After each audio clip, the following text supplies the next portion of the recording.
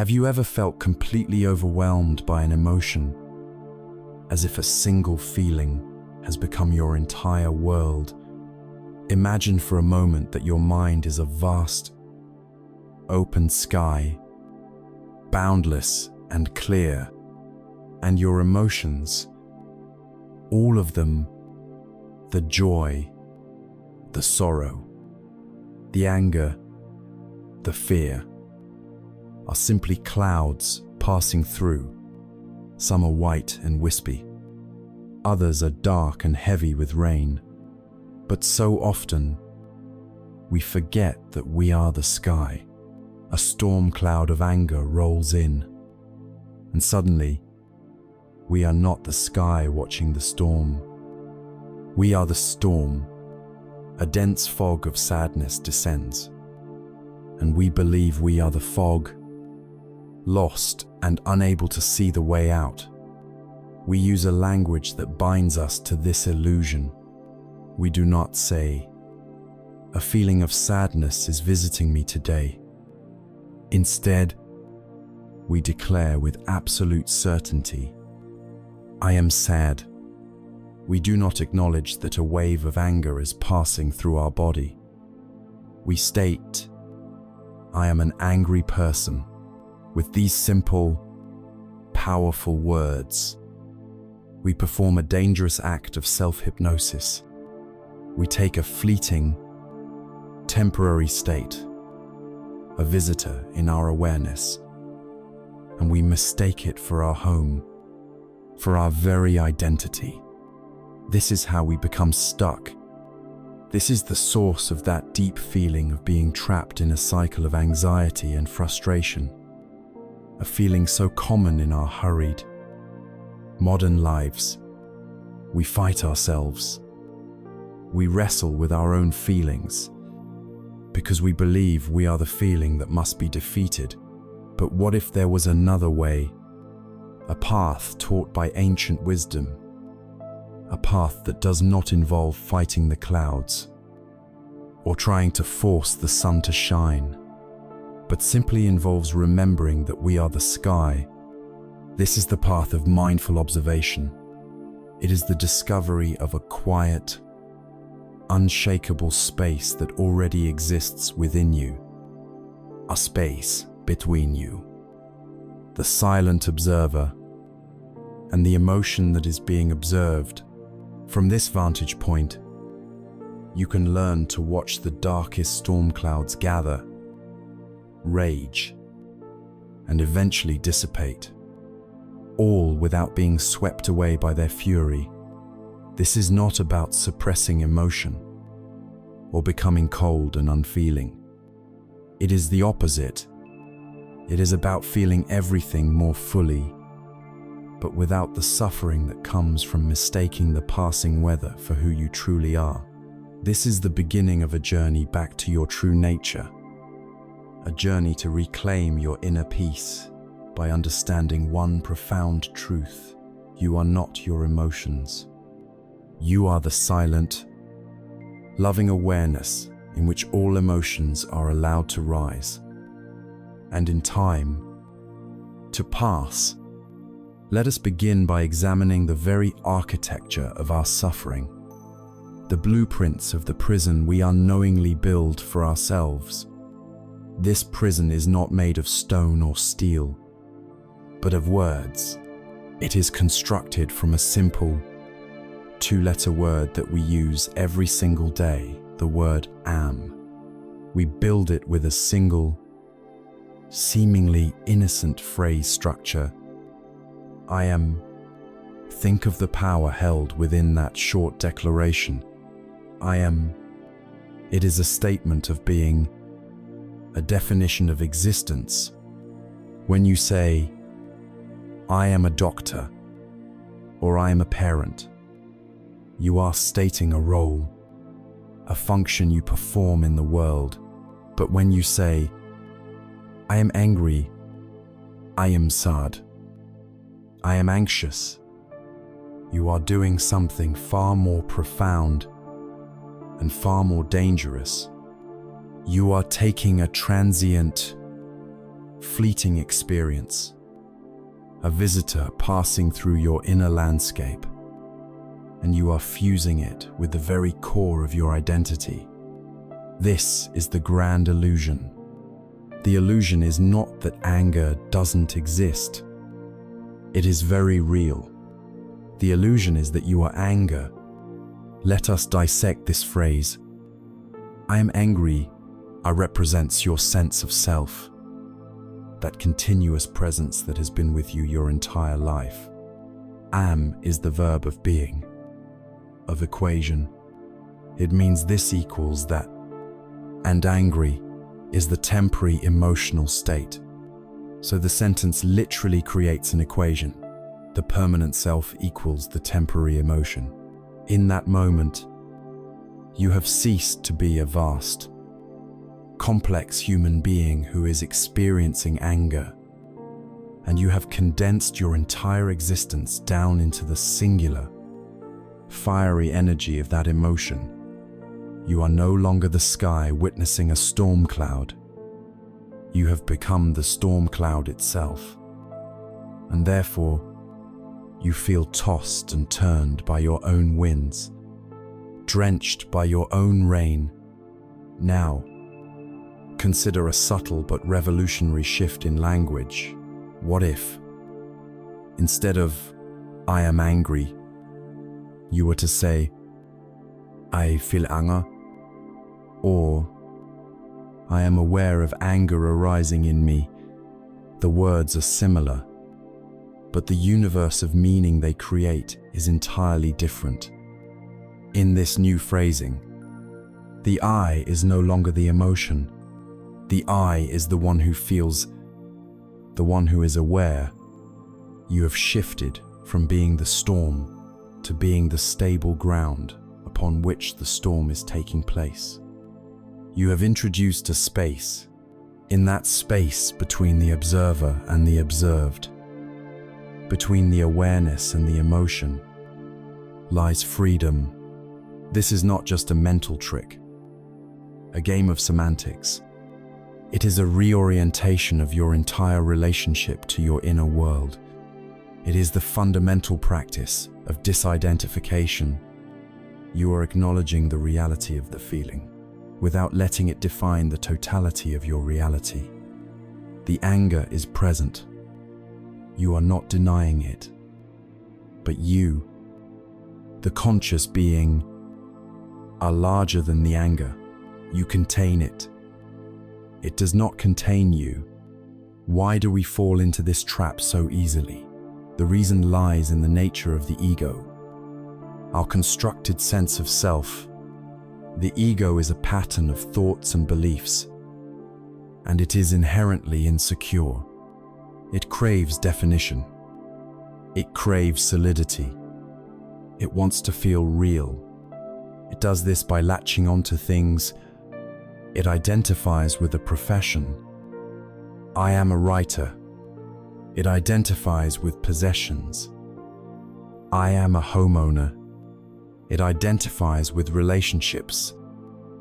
I am a husband, and most powerfully, it identifies with emotions.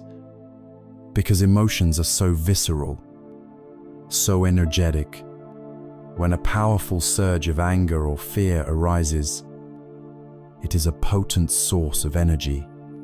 The ego, in that moment, finds a powerful sense of existence. The drama of I am so angry gives the ego a starring role in a compelling story. It feels important.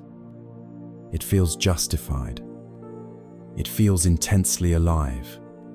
It would rather be the star of a tragedy than a silent observer of a passing cloud. And so it clings to the story. It clings to the justification. And most of all, it clings to the identity of being the one who is wronged, the one who is sad, the one who is anxious. There is a timeless story that illustrates this perfectly. Two monks, one senior and one junior, were on a long pilgrimage. Their path led them to a river that had been swollen by heavy rains. The current fast and the water muddy. On the bank stood a young, beautifully dressed woman, wringing her hands in distress. She needed to get to the other side for her wedding, but she was afraid of the rushing water and of ruining her fine clothes.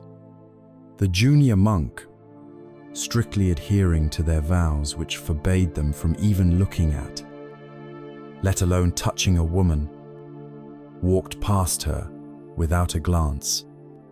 The senior monk, however, simply looked at the woman, saw her predicament, and without a word, he bent down, lifted her onto his back, and carried her across the turbulent river. He set her down gently on the far bank. She bowed in gratitude, and he continued his journey. The junior monk was aghast. He was speechless with shock and indignation. For the next several hours, as they walked in silence, his mind was a raging storm. He replayed the scene over and over. How could he, our sacred vows, thrown away for a stranger? What disrespect! What will people think? Every step was heavy with judgment. He wasn't just feeling disapproval. He was disapproval. The experience had fused with his identity. He was now the righteous monk whose master had failed. Finally, as dusk began to settle, he could bear it no longer. He burst out, his voice trembling with pent-up emotion. "Master, how could you do that back at the river? You know our vows forbid us from touching a woman." It was a grave transgression. The old monk turned to him, his face calm and peaceful, and a gentle smile touched his lips. He looked at his agitated student and said softly, "I left that woman by the river hours ago. Are you still carrying her?" This story is a profound teaching on the nature of clinging and identification. The senior monk performed an action. He experienced a moment, and then he let it go. The experience passed through him, but he did not hold on to it. He was the sky. The act of carrying the woman was a cloud that simply drifted by. The junior monk, however, grabbed onto the experience with his mind. He didn't just witness it. He identified with his reaction to it. He carried the woman, the river, his vows, and his indignation with him for hours. He was not experiencing anger. He was his anger. He had built a prison of righteousness around himself and was suffering within it. This is what we do every day. Someone cuts us off in traffic, and we carry them with us for the next 10 miles.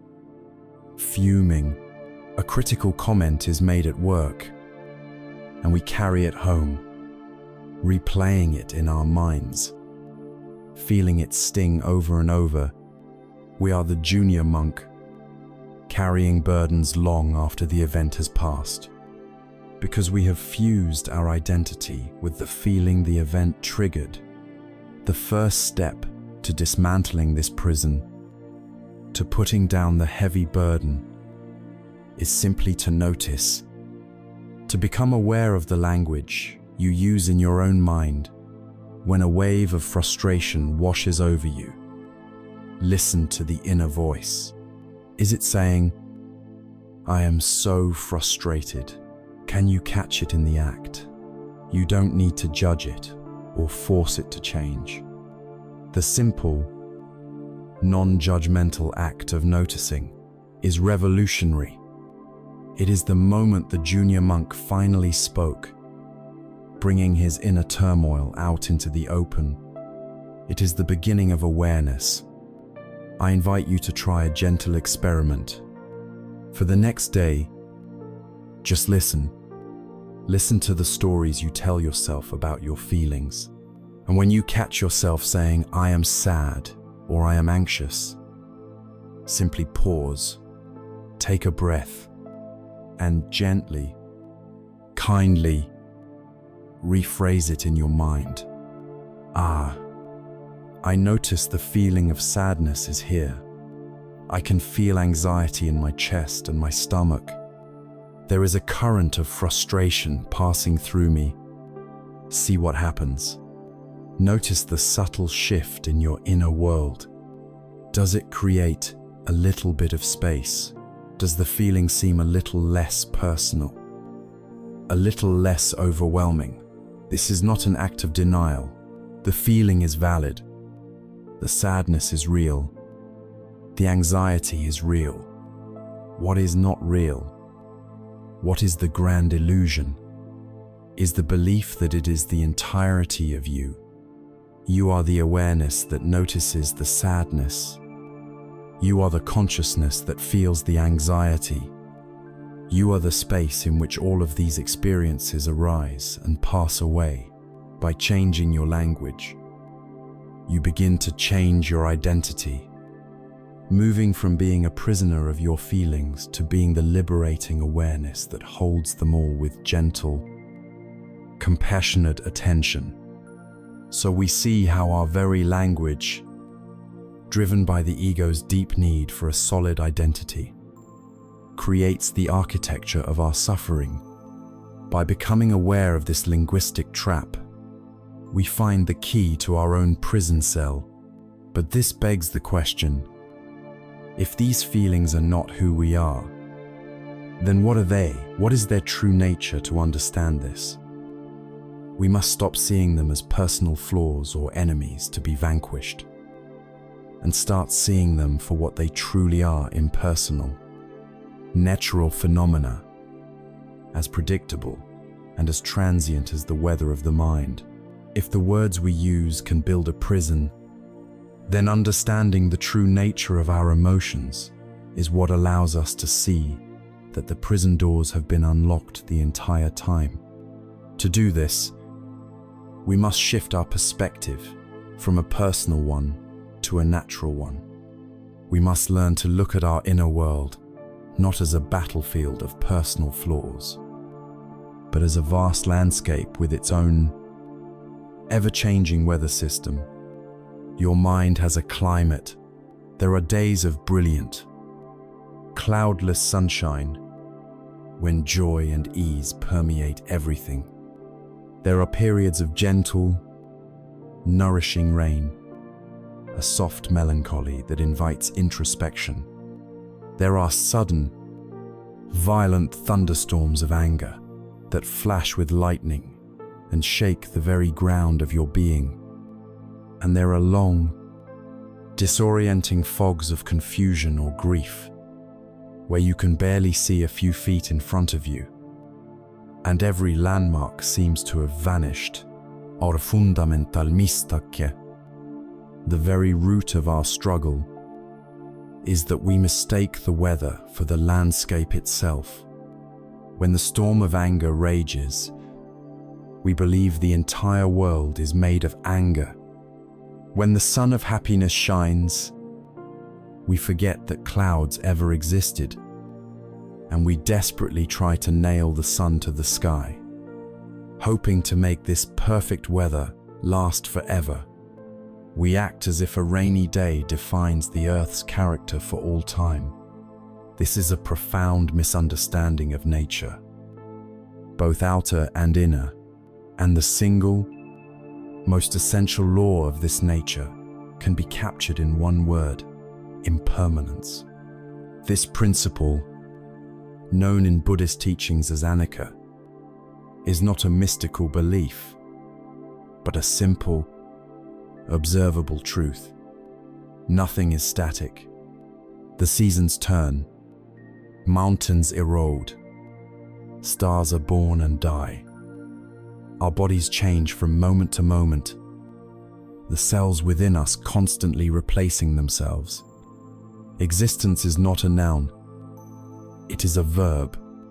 It is a ceaseless, dynamic flow, and there is nothing in our experience more fluid, more dynamic, more subject to this law of impermanence than our emotions. The word emotion itself contains the word motion. Emotions are energy in motion. They are meant to arise, express themselves, and pass on. They are like waves in the ocean of consciousness. A wave gathers energy, rises to a peak, and then dissolves back into the ocean from which it came. It is a process. To fight this process is as futile and as exhausting as standing on the shore and commanding the waves to stop. This is where the metaphor of the sky and the clouds becomes our most powerful tool for liberation. You are not the weather. You are the sky. Think about the qualities of the sky. It is vast, open, and spacious. It allows all weather to happen within it.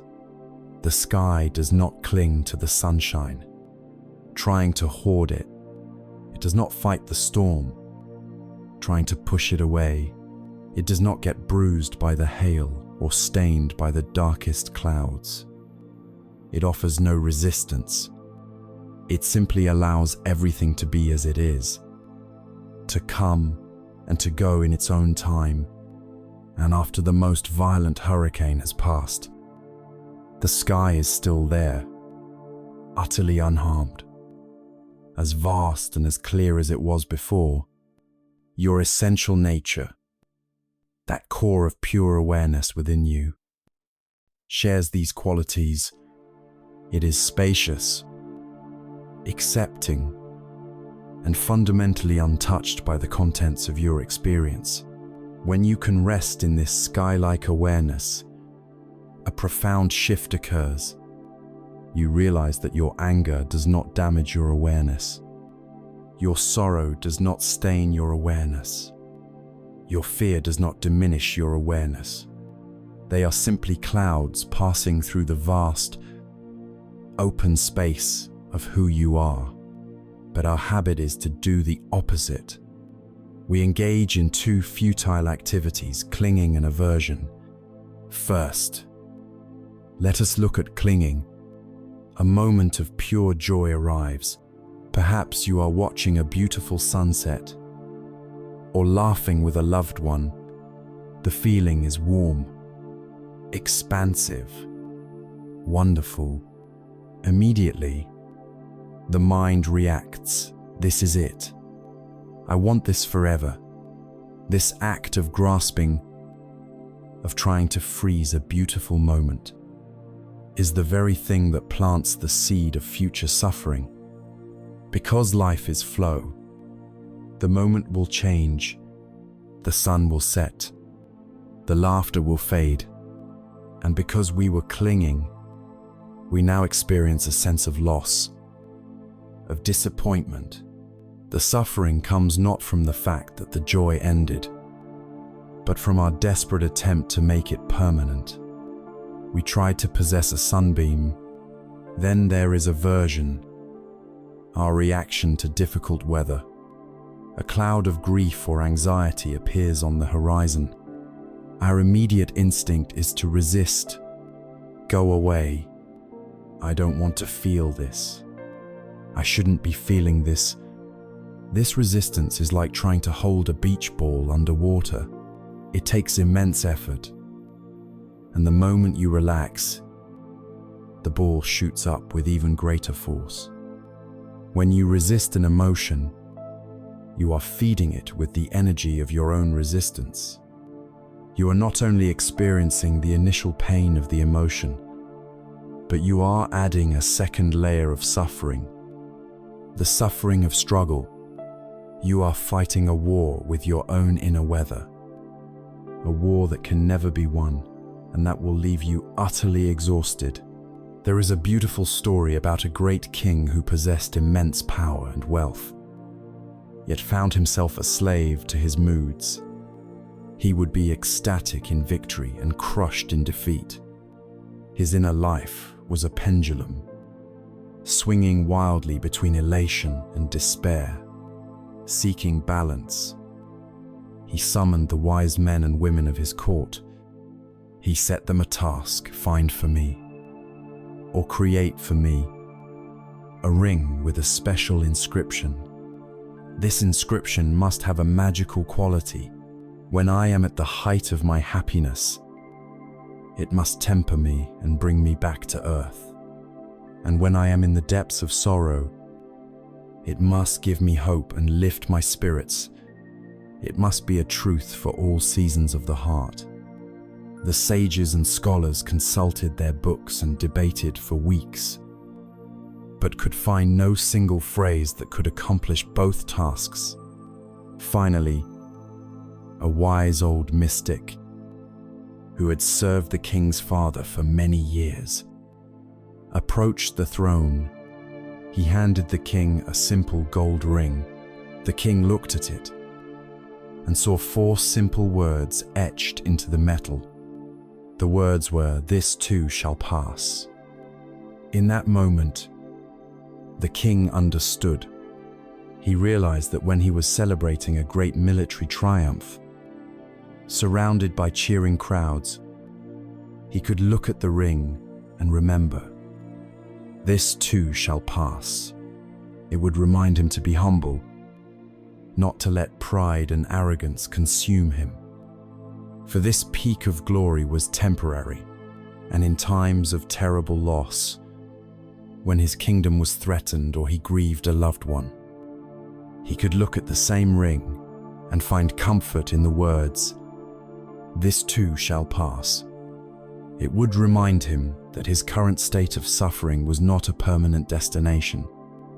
The winter of his sorrow would eventually give way to spring.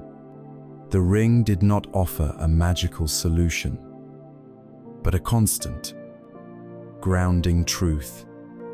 It gave him balance. It gave him peace. This phrase, "This too shall pass," is one of the most powerful and practical tools for cultivating inner peace.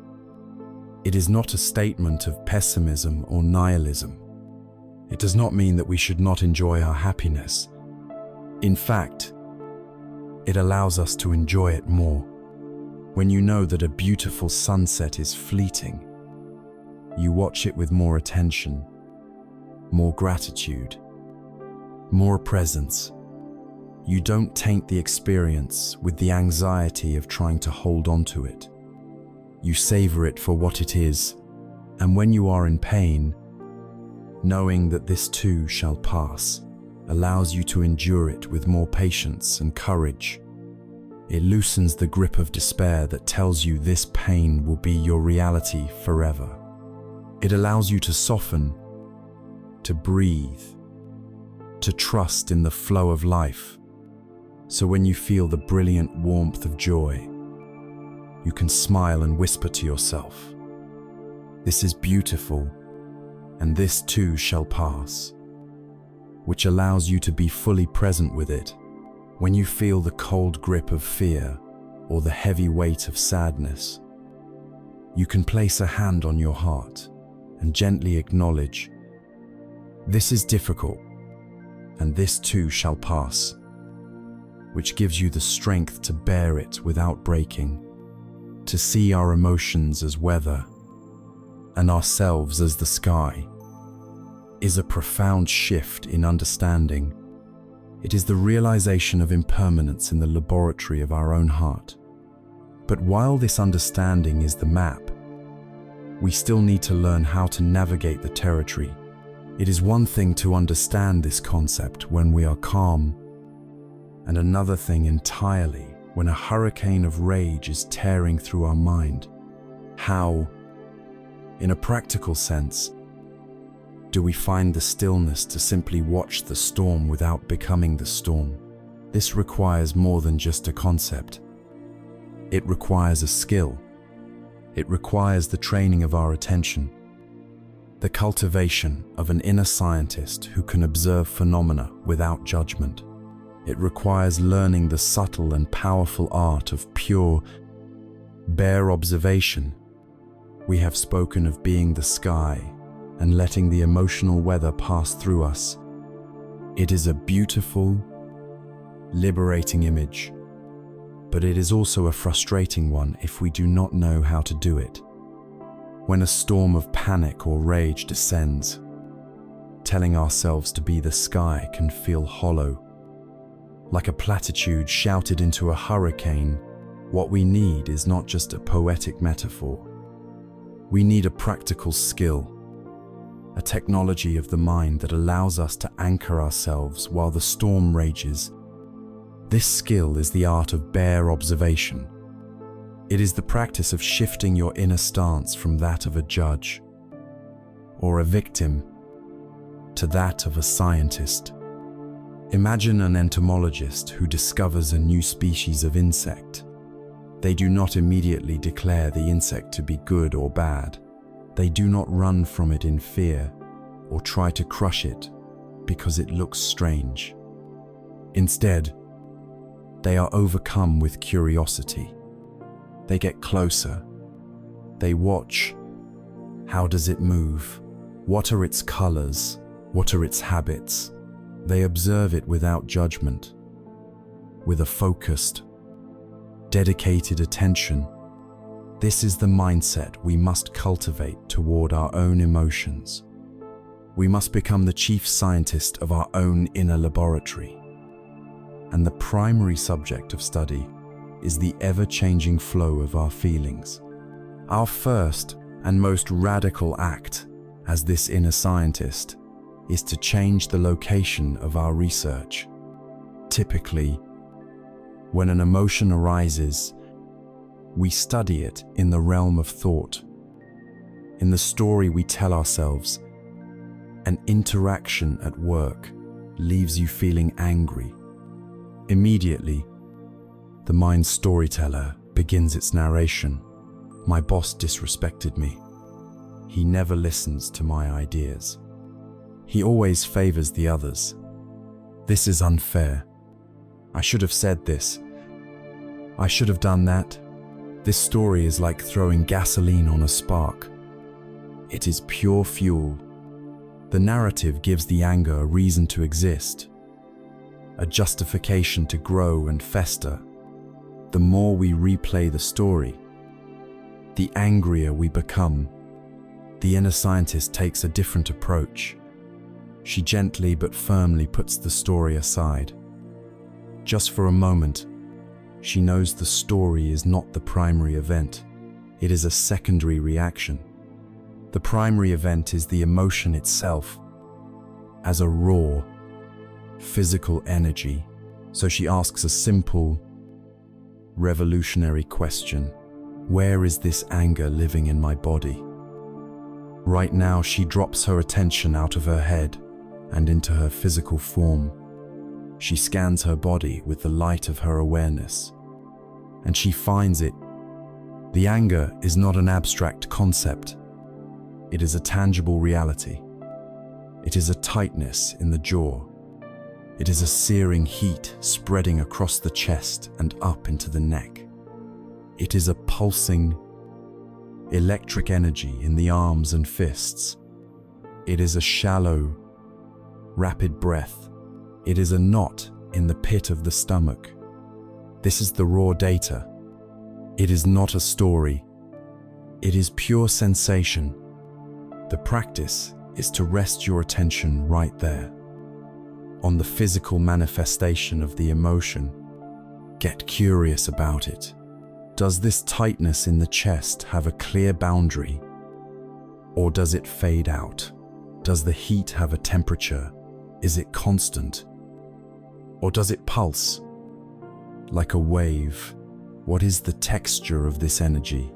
Is it sharp, or buzzing, or dull, or vibrating? You are not trying to fix it or make it go away. You are simply observing it with the same detached curiosity you would give to a weather pattern. Ah, interesting. A significant amount of heat is present in the facial region. The jaw muscles are contracting. The heart rate has accelerated.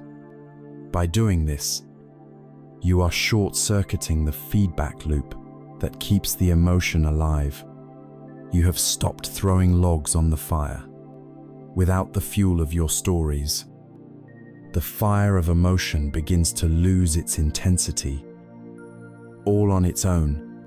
The second tool of the inner scientist is the subtle but powerful technique of mental labeling. As you rest your awareness on the physical sensations, you can softly, gently, name what you are experiencing. As you feel the heat in your face, you can note inwardly, heat, heat. As you feel the tightness in your stomach, you can note tightness, tightness. Or you can use a more general label for the emotion itself. As the wave of anger washes through you, you simply acknowledge it: anger. Anger. The tone of this label is critically important. It is not a dismissal. It is not an accusation. It is a gentle, respectful acknowledgement, like nodding to someone who has just entered a room. Ah, anger, I see you are here.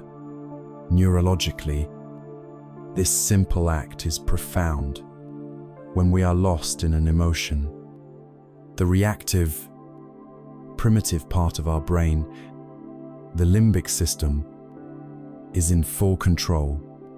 When we intentionally label the emotion, we engage our prefrontal cortex, the part of the brain responsible for higher order thinking and awareness.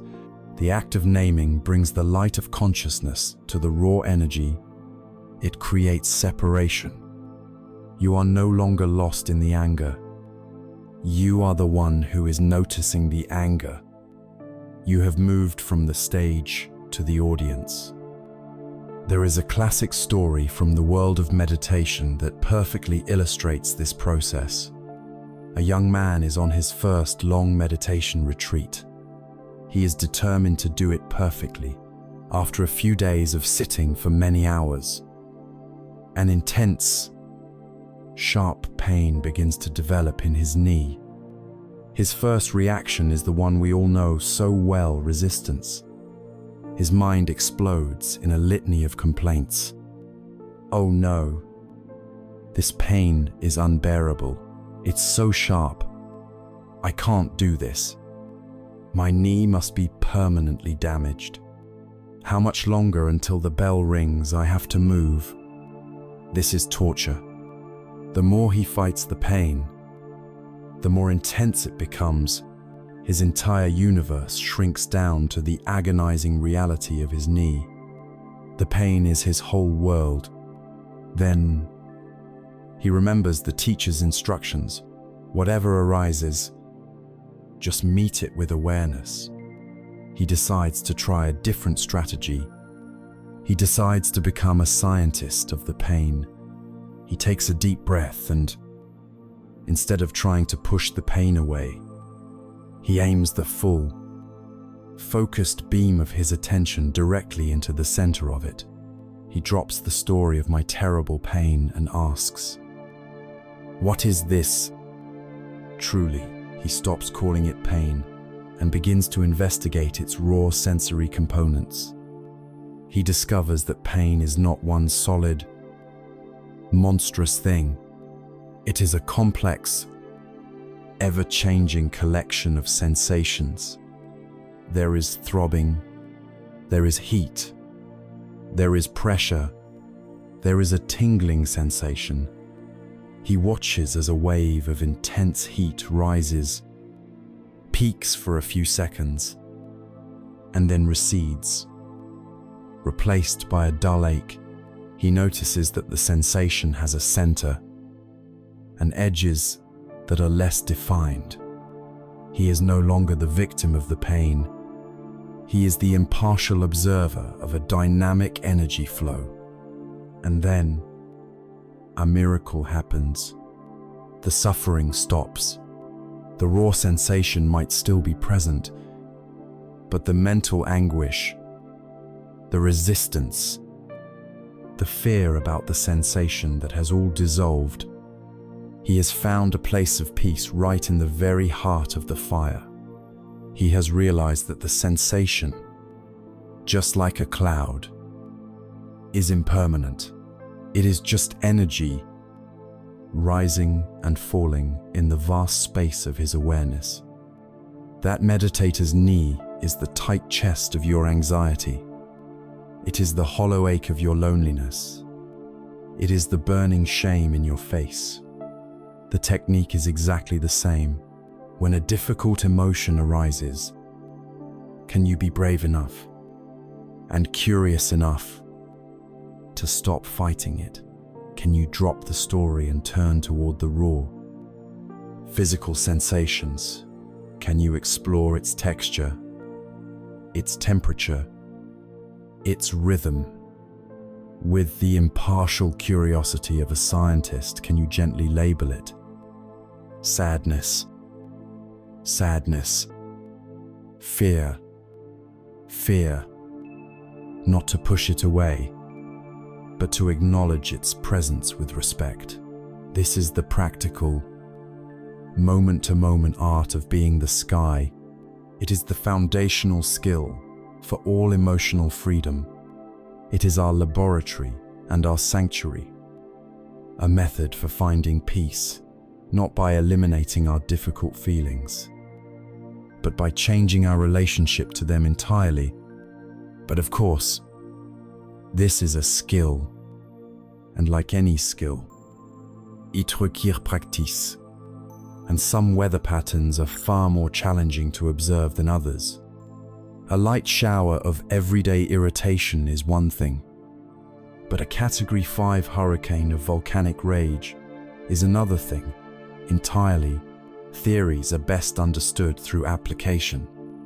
To truly master this art, let us now take this scientific curiosity and apply it to some of the most powerful energies we will ever encounter. Let us begin by stepping directly into the fire. Let us explore the intense, consuming, and often misunderstood energy of anger. We step now from the laboratory into the heart of the volcano. There is perhaps no emotion more powerful, more challenging, and more widely misunderstood than anger. It arrives as a fire, a surge of raw, untamed energy that can feel utterly consuming. Our society teaches us two primary ways to deal with this fire, and both are deeply flawed. The first is suppression. We are taught that anger is negative, destructive, unspiritual. So we clench our jaw, force a smile, and swallow the fire, pushing it down into the basement of our being. We cap the volcano, but the pressure only builds, simmering as resentment, leaking out as passive aggression, and often erupting later at an innocent target with a force far greater than the original offense warranted. The second path is unrestrained expression. This path tells us to let it all out, to be authentic by unleashing the fire on whomever we perceive to be its cause. We yell, we accuse, we slam doors.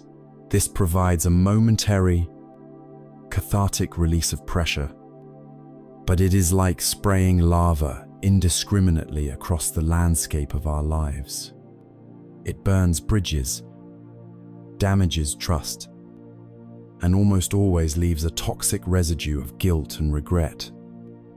For ourselves and for others, both paths, suppression and expression, see anger as an enemy, a toxic substance to be either buried or expelled. But there is a third way, the way of the mindful warrior. This way sees anger not as an enemy, but as a powerful, vital, and profoundly misunderstood messenger. To walk this path, we must first understand the anatomy of anger. At its core, anger is a protective energy. It is a primal alarm system, hardwired into our biology, that screams when we perceive a threat or an injustice. It is the fierce energy that arises to protect our physical body, our loved ones, our values, our dignity. When you feel anger, your body is preparing for a righteous battle. Adrenaline and cortisol flood your system. Your heart beats faster, pumping blood to your limbs. Your focus narrows, locking onto the source of the perceived threat. This biological response is not bad. It is simply energy. The problem, the source of all the suffering caused by anger, is that we become completely identified with this energy and react to it unconsciously. The mindful path offers a new response. It begins the moment you feel the heat rising. The first step, the one that changes everything, is to recognize it without judgment, to pause, even for a single second, and say to yourself, "Ah, this is anger." In that moment of recognition, you have created a sliver of space. You are no longer 100% anger. You are now the one who is aware of anger. In this space, you can begin to practice. The second step is to anchor yourself. The fire of anger creates a powerful upward current of energy that rushes to the head, fueling the story of blame and justification. To counteract this, we must anchor ourselves in the body, and our most reliable anchor is the breath. As soon as you recognize the anger, consciously bring your attention to the sensation of your breath. Feel the cool air entering your nostrils. Feel your abdomen rise and fall.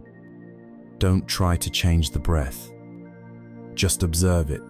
This simple act is a powerful circuit breaker. It draws your attention away from the intoxicating story in your head and brings you back to the physical reality of the present moment. You are anchoring yourself in the midst of the storm. With this anchor established, we can take the third, most transformative step. This is a practice taught by the great Zen master Thich Nhat Hanh. It is the practice of smiling to your anger as you breathe in. You say to yourself, breathing in, "I know that anger is here." This is the recognition. As you breathe out, you say, breathing out, "I smile to my anger." Now, this is not the artificial smile of suppression, nor is it a smile of enjoyment. It is the tender, accepting smile a mother would give to her crying baby. A baby's cry is loud and unpleasant, but the mother doesn't get angry at the baby. She picks it up, holds it close, and cradles it with compassion. Her smile says, "I see you are suffering. I am here for you. I will take care of you." We must learn to treat our anger like this crying baby. It is a vulnerable part of us that is in pain. It is screaming because a boundary has been crossed or a deep need has been unmet. When we can meet our own anger with this internal smile of acceptance, we stop fighting it. We are no longer adding the second layer of energy, the energy of resistance, to the fire. We are cradling the energy with compassion. And just as a crying baby calms down in its mother's embrace, the raw, violent energy of anger begins to soften when it is held in the embrace of your mindful, non-judgmental awareness. There is no greater story to illustrate this principle than that of the Buddha and the murderer Angulimala.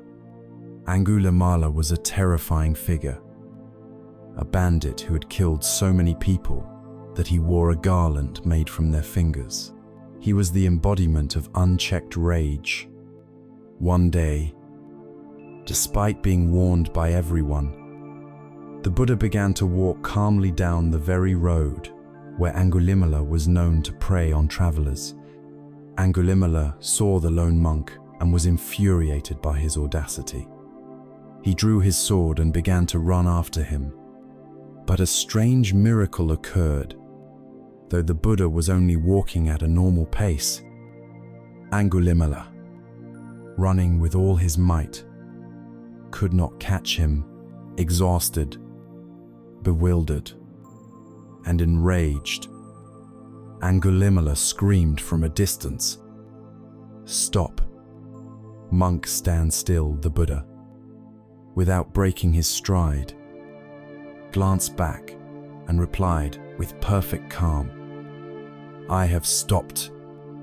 Angulimala, it is you who have not stopped." Angulimala was stunned into confusion. "What do you mean?" he yelled. "You are still walking, yet you say you have stopped.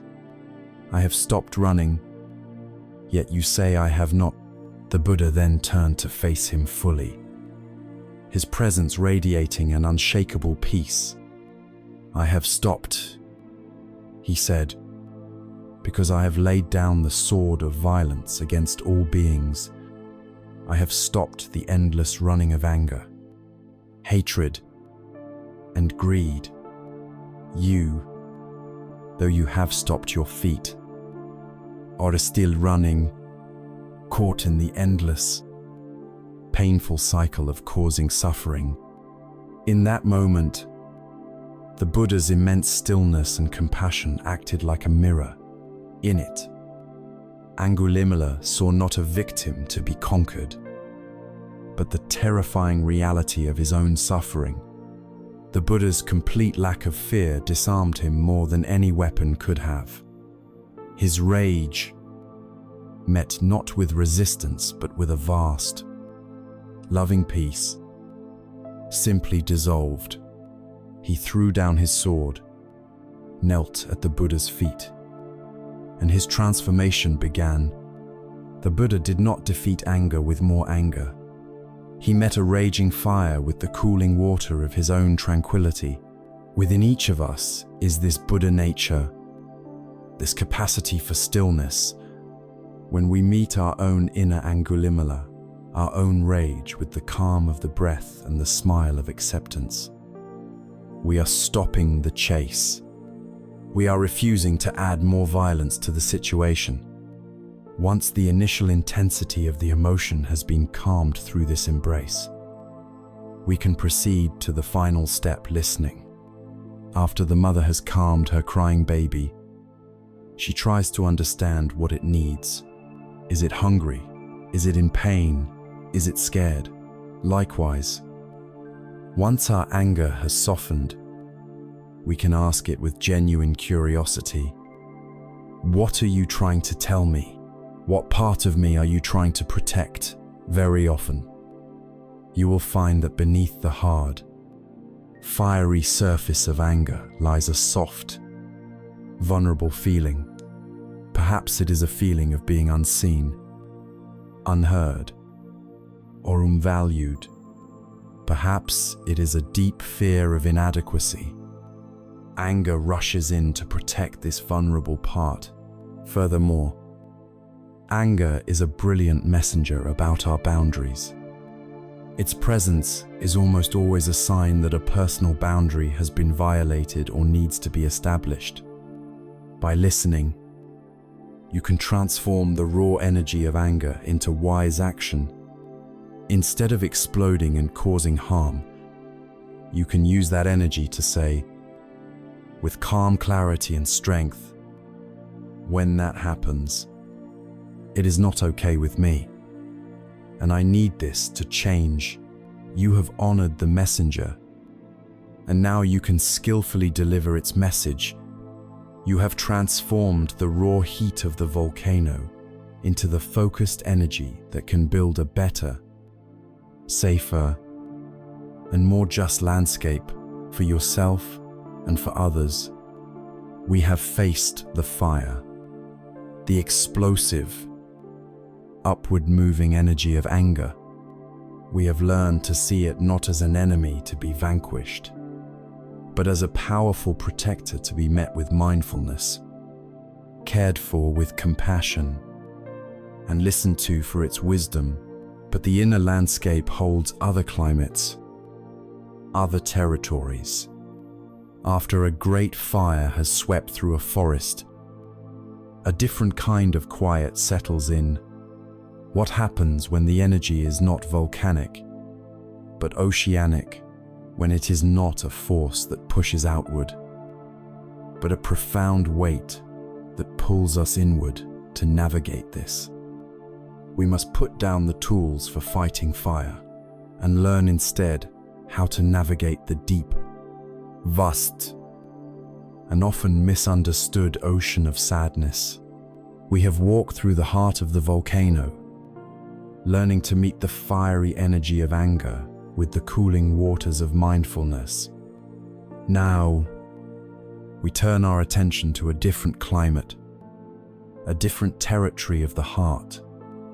If anger is like a raging fire, sadness is like a deep ocean. It does not erupt upwards, but pulls us downwards into its silent, heavy, and often misunderstood depths. Our modern world is terrified of this ocean.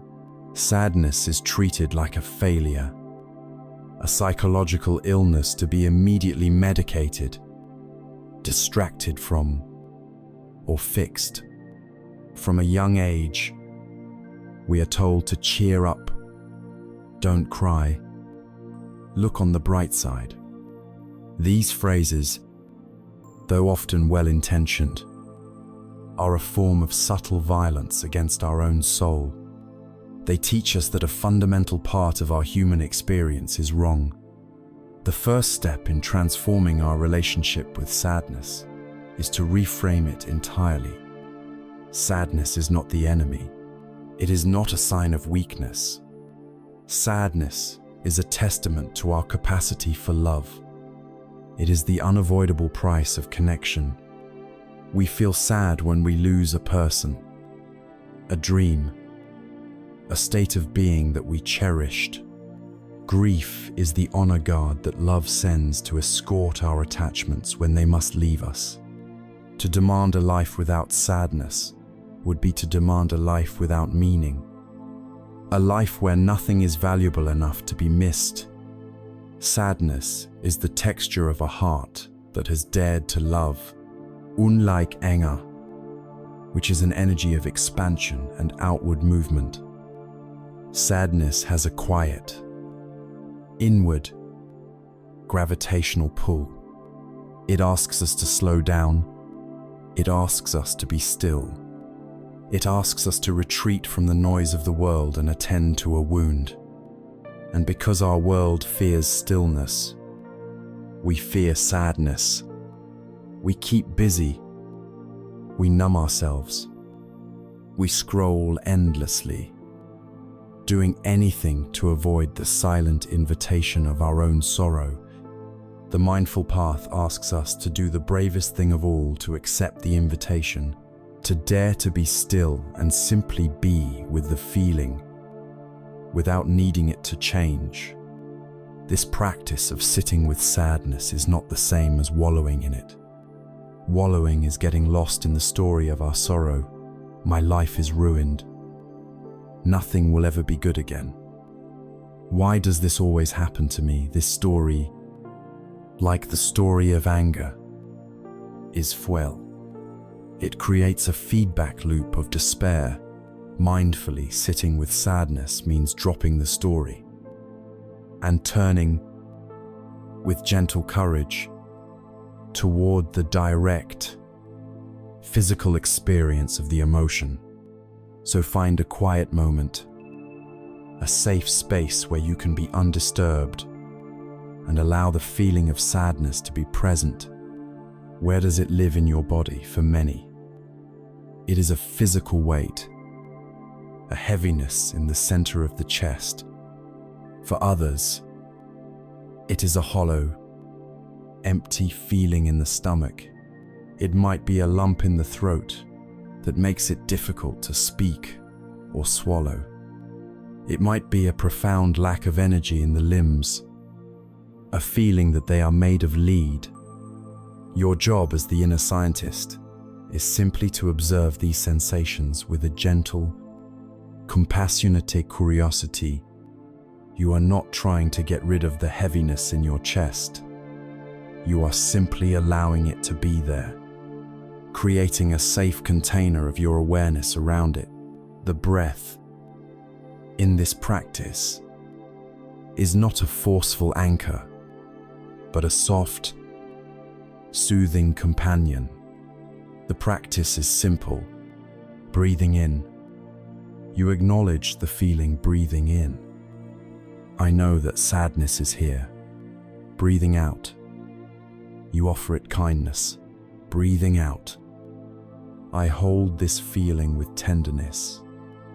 You are not trying to breathe the sadness away. You are breathing with it. With each breath, you are sending a message to the wounded part of yourself. You are allowed to be here. I will not abandon you. I will stay with you. This is an act of profound self-compassion. It is in this radical acceptance, this gentle companionship, that the tight knot of suffering begins to soften. In this safe space, you may find that tears arise. We are so often taught that tears are a sign of weakness, of having lost control. This is another great misunderstanding. Tears are the body's natural and beautiful way of releasing pent-up emotional energy. They are the rain that cleanses the inner landscape. Mindful crying is not about getting lost in a melodrama. It is the simple, embodied experience of allowing this release to happen. It is feeling the warmth of the tears on your skin, the subtle heaving of your chest, the gradual release of tension in your throat and shoulders. To allow yourself to cry mindfully is to allow the cleansing rain to fall, washing away the dust and leaving the air clean and fresh. The most profound story about the transformation of grief is that of Kisa Gotami. She was a young woman whose first and only child had died. She was completely consumed by a grief so powerful she could not accept his death. She walked through her village, clutching the tiny, lifeless body, frantically begging everyone she met for a medicine that could bring her son back. The villagers, seeing her madness, pitied her and sent her away.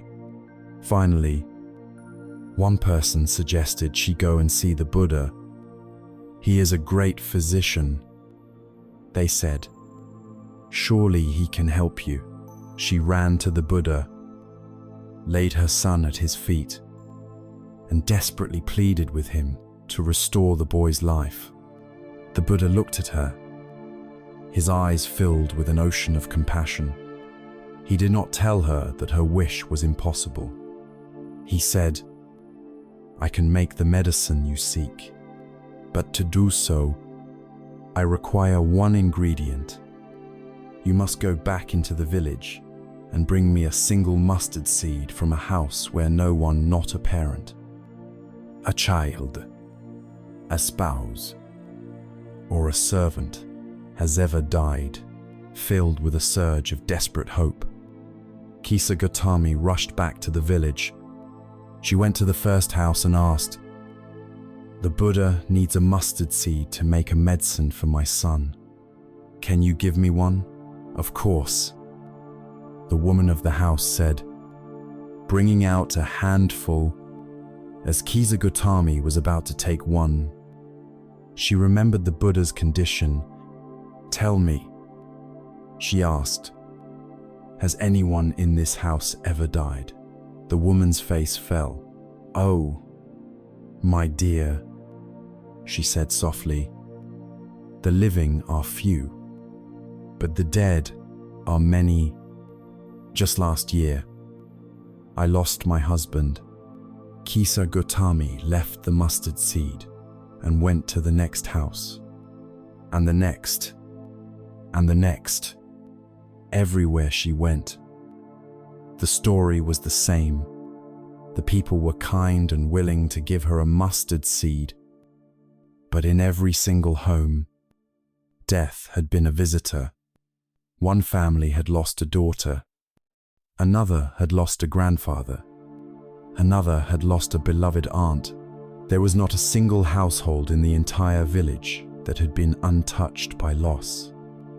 As the sun began to set, Kisa Gotami sat down by the side of the road. She looked at the flickering lights of the village, and a profound realization washed over her. The sharp, personal, isolating agony of her own grief began to dissolve. She saw that her suffering was not a unique punishment. It was the shared, universal condition of being alive. Her sorrow was the sorrow of every mother, every father, every child, every human being who had ever loved and lost. She was not alone in her pain. She was connected to all of humanity through it. Her heart, broken by her personal loss, now broke open into a vast, boundless compassion for all beings. She had found the medicine the Buddha had sent her to find. It was not a magic seed. It was the healing truth of shared experience. This is the hidden gift within our deepest sorrows. The Buddha knew he could not protect Kisa Gotami from the truth of impermanence. Instead, he gave her a compassionate task that allowed her to discover this truth for herself. Our sadness, when we meet it with mindful attention, can become a doorway out of the small, lonely prison of my pain and into the vast, open field of our pain. It reminds us of our shared humanity. It softens our hearts and connects us to one another. It is the path through which personal grief is transformed into universal compassion. To work with sadness is not to fight it, but to allow it. It is to hold it with tenderness, to listen to its quiet wisdom, and to let it connect us to the great river of life, with all its joys and its inevitable sorrows. It is the way of water, not the way of fire, and it leads not to weakness, but to a deep, resilient, and compassionate strength. We have sat with the fire of anger and plumbed the deep waters of sadness. But there is another elemental force in our inner world, one that is perhaps the most primal of all. It is not a loud, raging fire or a deep, heavy ocean. It is a shadow that lurks at the edges of our perception, a cold whisper of what if. It is the chilling, paralyzing energy of fear. We have braved the volcanic fire of anger and navigated the deep ocean of sadness. Now, we must turn to face the shadows. We must learn to work with an energy that is perhaps the most primal of all, an energy that has kept our species alive for millennia. This is the energy of fear, unlike anger, which often fixates on a past injustice, or sadness, which grieves a present loss. Fear is the great time traveler. Its domain is the future. It is the chilling whisper of what if. It is the ghost story writer of the mind. and its tales of catastrophe can feel so real that they paralyze us. In the present, fear is not a fire that makes us expand, nor a weight that makes us sink. It is a cold that makes us contract, a frost that freezes our courage and shrinks our world down to the size of a single, terrifying possibility. To work with fear, we must first honor its origins. Fear is not a flaw in your design. It is your oldest and most loyal bodyguard. Its only intention is to keep you safe. In our ancient past, this system was a biological masterpiece. A rustle in the grass, a shadow at the edge of the firelight. Fear would flood the body with adrenaline and cortisol, preparing it instantly for fight, flight, or freeze. This response saved our ancestors' lives. The problem is that this ancient, life-saving alarm system, designed for acute physical threats, is now being triggered constantly by abstract, mental projections. The saber-toothed tiger is now an upcoming work presentation, a difficult conversation, an alarming news headline, or a worrying medical symptom. Your body, however, doesn't know the difference. It still reacts as if your life is in mortal danger, creating the chronic, draining state of anxiety that plagues our modern world. The path of mindfulness does not seek to destroy this loyal bodyguard. It seeks to retrain it, to help it distinguish between a real tiger and a paper tiger, a genuine threat and a mere thought. The first step, as always, is a gentle, non-judgmental recognition. Fear is present. This simple acknowledgement creates a crucial separation. You are not fear itself. You are the awareness that notices fear. This is the first crack of light in the dark room of anxiety. The second step is unique to fear, for fear's power lies almost entirely in its narrative. It is a master storyteller. So, the practice is to become a detached observer of the story. When fear arises, listen to the tale. It is telling, I am going to fail this exam, which means I won't graduate, which means I'll never get a good job, and I'll end up homeless. This strange feeling in my chest must be a heart attack, and I'm going to die right here. If I tell them how I truly feel, they will reject me, and I will be alone forever. Fear never just presents a feeling. It presents a feature, length film of disaster. Your task is not to argue with the film. Arguing gives it more energy. Your task is to simply recognize that you are watching a film.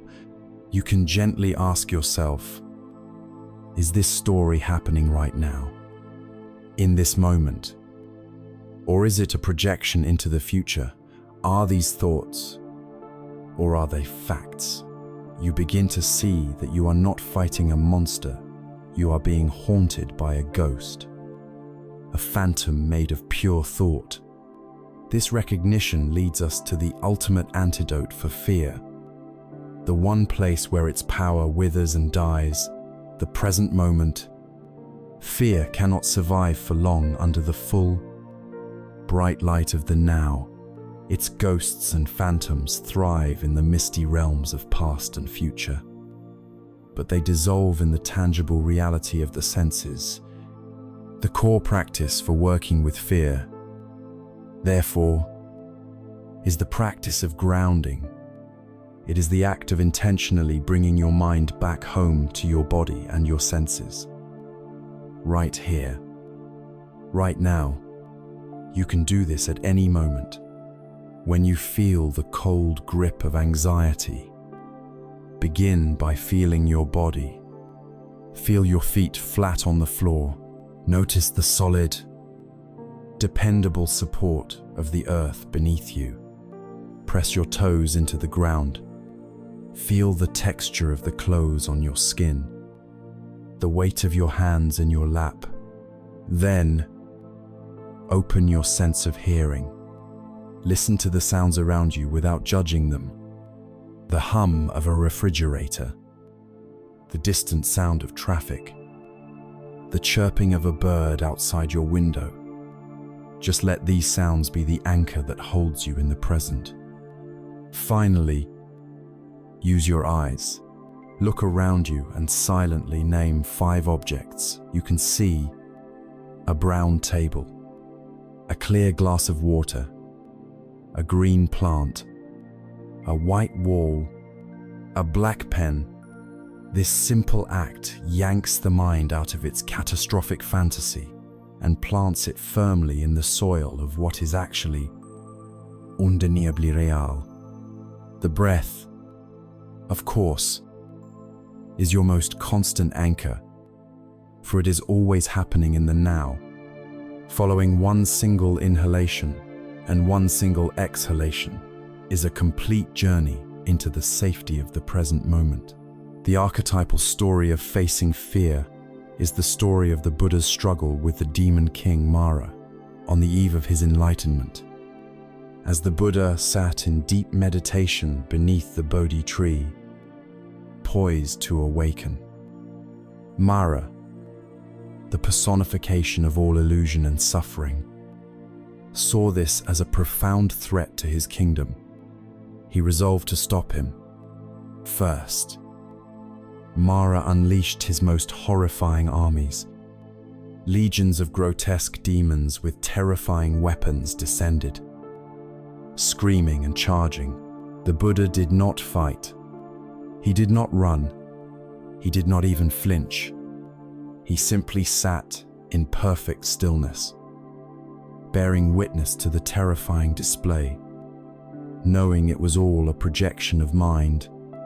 When the armies of fear failed, Mara summoned his beautiful daughters, the personifications of craving and desire, to dance and seduce the Buddha away from his purpose.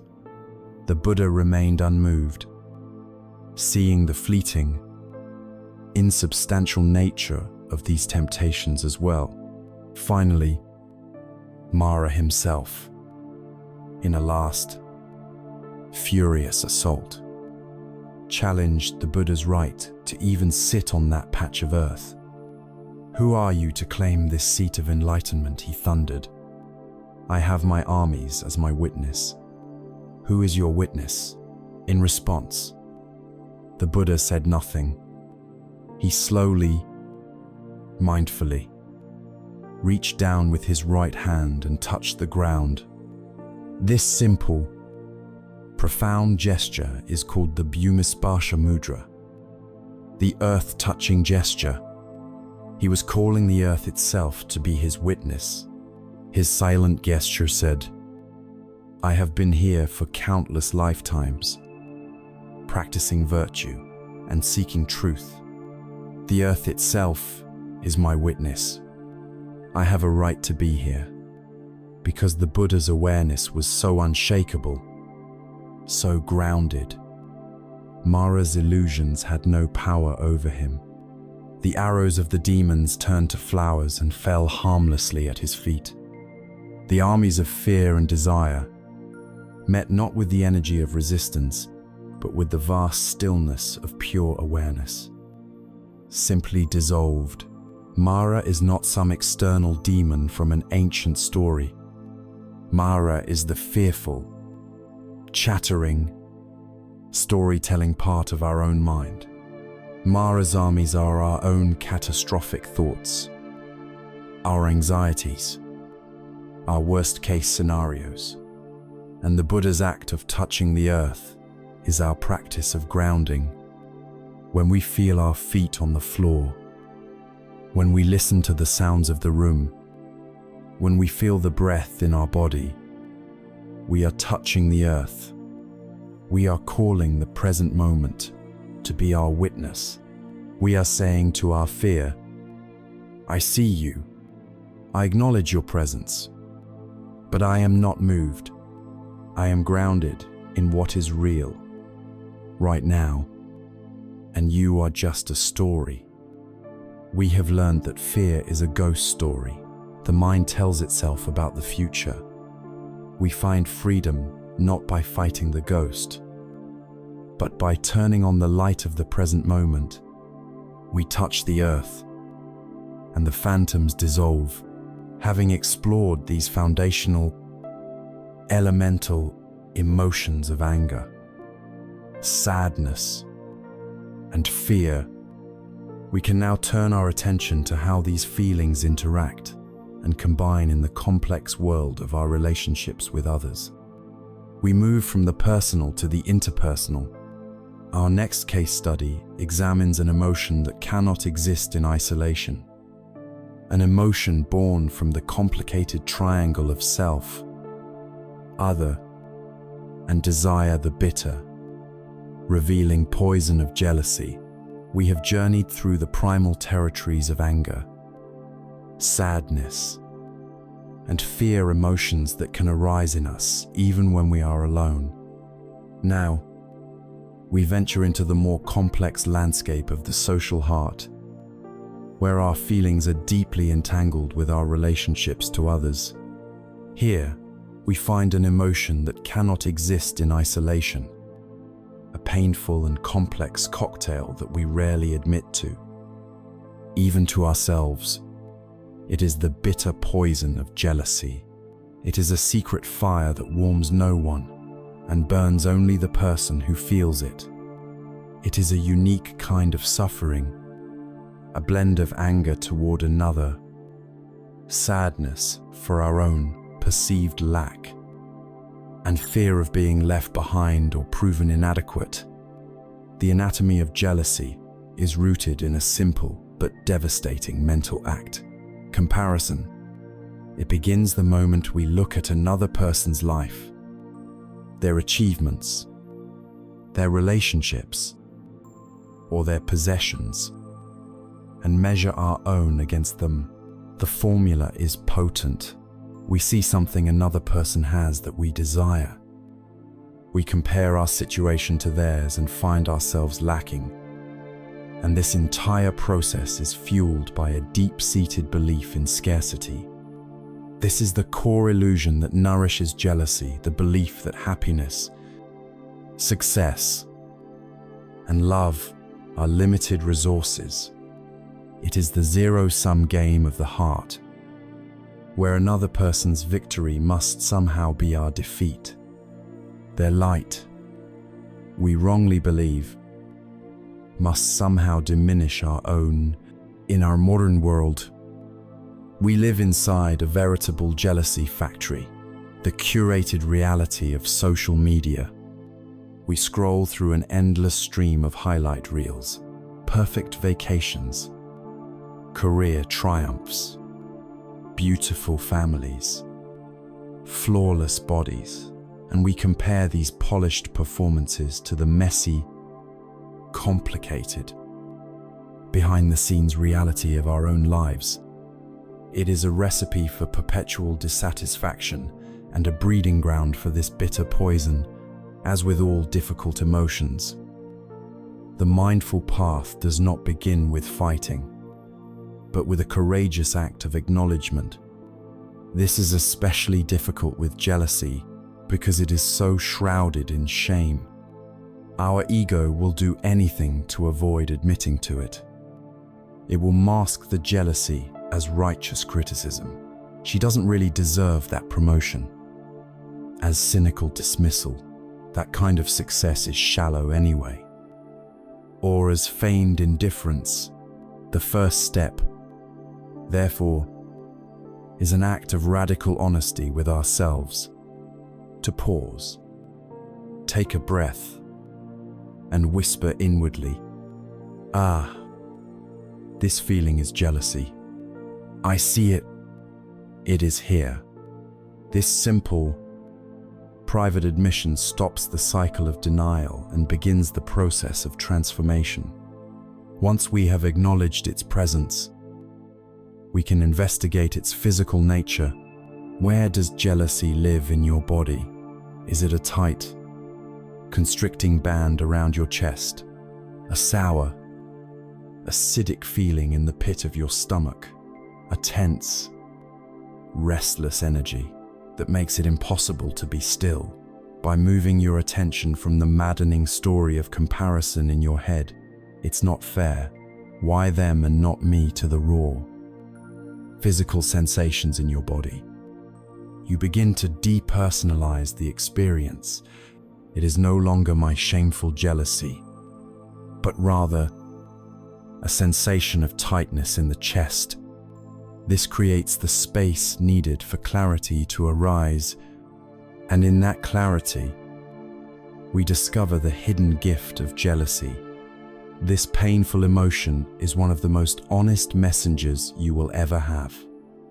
It is a powerful mirror, reflecting with unflinching accuracy the deepest desires of your own heart. The problem is not the other person. They are simply living their life. The other person is merely the screen upon which your mind is projecting a movie about your own unmet aspirations. The practice, then, is to stop staring at the screen and turn your attention to the projector.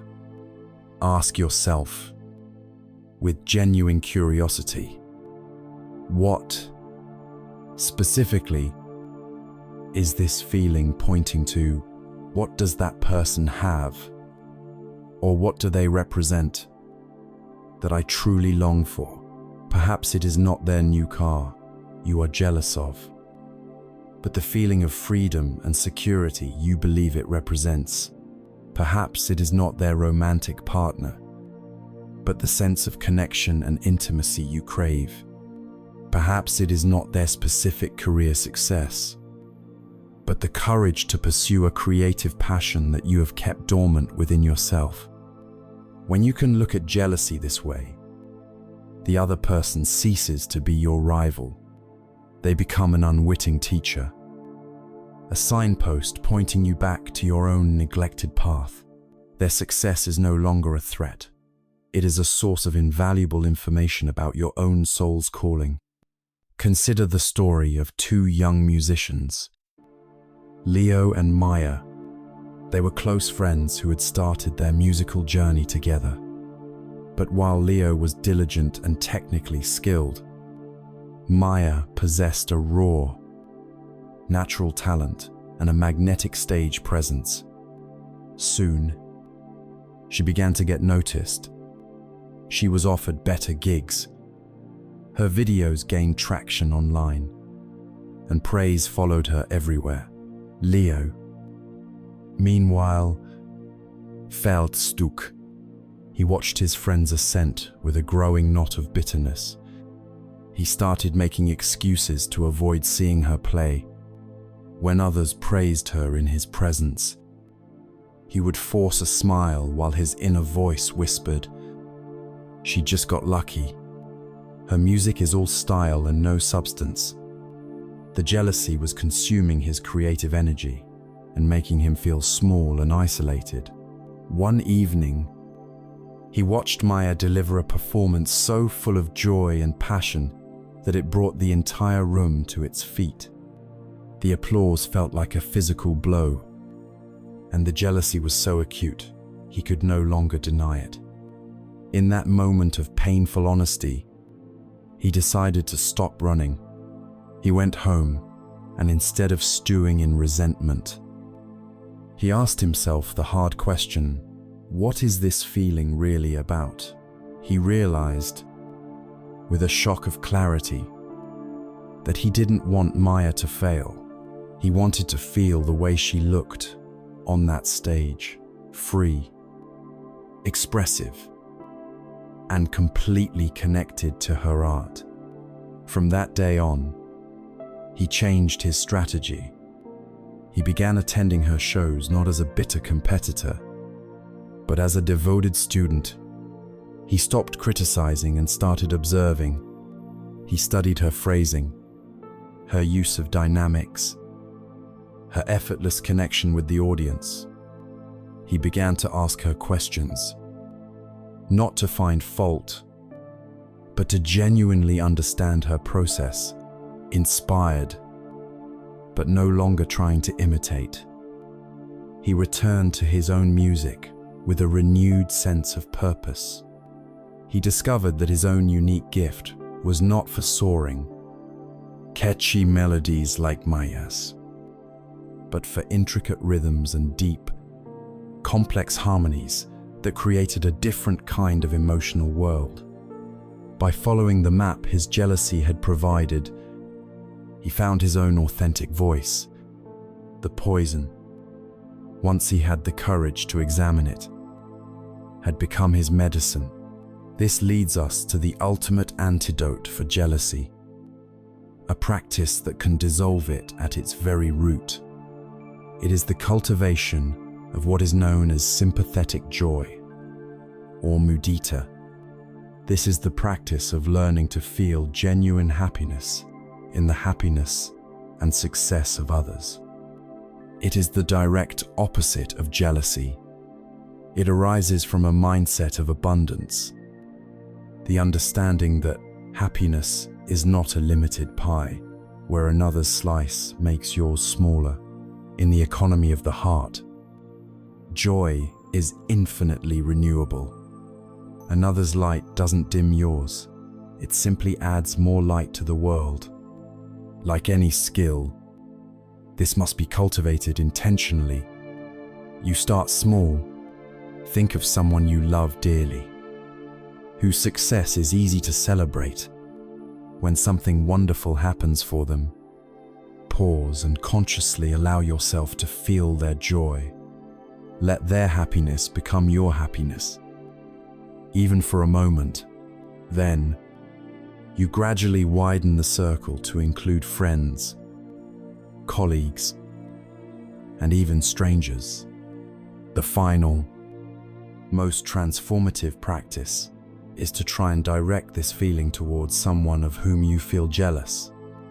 You may not be able to feel ecstatic joy for them at first, but you can start with a simple, quiet intention. May you be happy. May you enjoy your success. This simple wish begins to soften the hardened ground of the heart. It is an act of profound grace that liberates you from the bitter, lonely prison of resentment. Jealousy, then, is a painful poison born of comparison and a belief in scarcity. But when we meet it with unflinching honesty, when we use it as a mirror to understand our own deepest desires, and when we actively cultivate its antidote, sympathetic joy, we transform this poison into a powerful medicine for self-discovery and a more expansive, generous heart. This emotion, jealousy, often brings with it a close and equally toxic companion. But while jealousy looks outward, comparing ourselves to others, this next emotion turns its merciless gaze inward, launching a devastating attack on the very core of our being. We move now from the pain of, I want what they have, to the profound agony of, there is something fundamentally wrong with me. We turn to face the debilitating weight of shame. We have examined the outward-looking pain of jealousy, an emotion born from comparing ourselves to others. Now we turn our gaze inward, to confront what may be the heaviest shadow in the human heart. This emotion does not concern itself with what others have. It launches a direct, merciless attack upon the very core of our being. It is the cold, isolating, and debilitating weight of shame. While other difficult emotions may make us want to fight or flee, shame has a unique and devastating effect.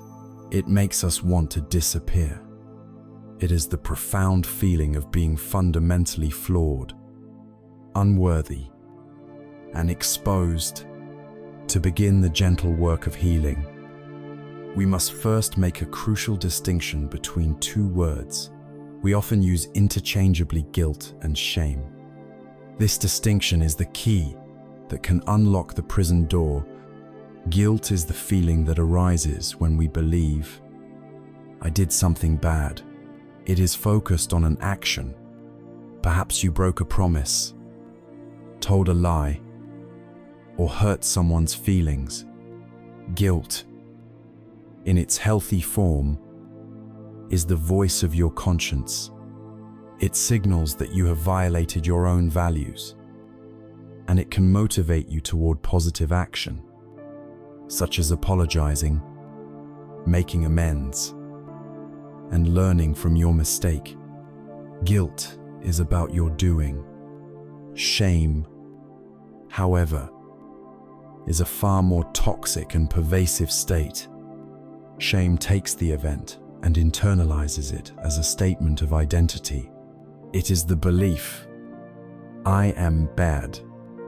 The thought process is no longer "I did a bad thing," but rather, "Because I did that thing, I am a bad person. I am a failure. I am unlovable. I am defective." Shame is not about your doing, it is about your being. It attacks your fundamental worth as a human. This is why it is so painful. Guilt says you made a mistake. Shame says you are a mistake. Understanding this difference helps us understand how shame operates. Shame survives and grows in an ecosystem of darkness, silence, and secrecy. It is like a toxic fungus that thrives in a damp, dark cellar and shrivels and dies when exposed to fresh air and light. The central belief of shame is, "If anyone truly knew this about me, they would be disgusted. They would reject me." This terrifying thought forces us into isolation. We hide the parts of ourselves we are ashamed of. We build walls. We wear masks. And we live in constant fear of being found out. This very isolation is the environment shame needs to fester and grow more powerful. It is a self-perpetuating prison where the prisoner is also the guard. The path to healing, therefore, is a path of bringing gentle, compassionate light into these dark places. It begins, as always, with a courageous step of acknowledgement, to simply admit to ourselves, without judgment, "I am feeling shame right now." To stop running from it and just allow the name to be spoken in the privacy of our own mind. This takes immense bravery, because our every instinct is to hide from it. From this private acknowledgement, the most powerful healing step often involves connection. Shame dissolves when it is met with empathy. When we take the terrifying risk of sharing our story with one safe, trusted, non-judgmental person, a therapist, a spouse, a dear friend, and they respond not with the rejection we fear, but with acceptance and understanding, the shame cannot survive. When we expect to hear, "How could you?" and instead we hear "Me too," or "That sounds so hard," or "I still love you," the prison walls begin to crumble. We realize we are not uniquely flawed. Our experience is part of the human condition. This leads to the cognitive work of healing, consciously disentangling our identity from our actions. We must practice telling ourselves a new, more truthful story. Yes, I made a serious mistake in the past. It was a painful action, and it had consequences, and It is not the totality of who I am. I am a complex human being who has also shown kindness, who has also learned and grown. My actions are not the permanent definition of my being. Consider the story of a doctor named Alistair. He was known for his skill and his deep compassion. But one year, under the immense pressure of long hours and systemic hospital stress, he made a critical diagnostic error. The mistake caused significant harm to a patient. While the hospital review board acknowledged the immense strain he was under and was lenient in its judgment, Alistair could not forgive himself. He was consumed by shame. He quit his practice, isolated himself from his friends and family, and lived in a state of quiet torment. His inner critic was relentless. I am a failure. I am a dangerous person. I have betrayed my oath. I do not deserve to be happy. The single action had become his entire identity. For years, he lived in this self-imposed exile.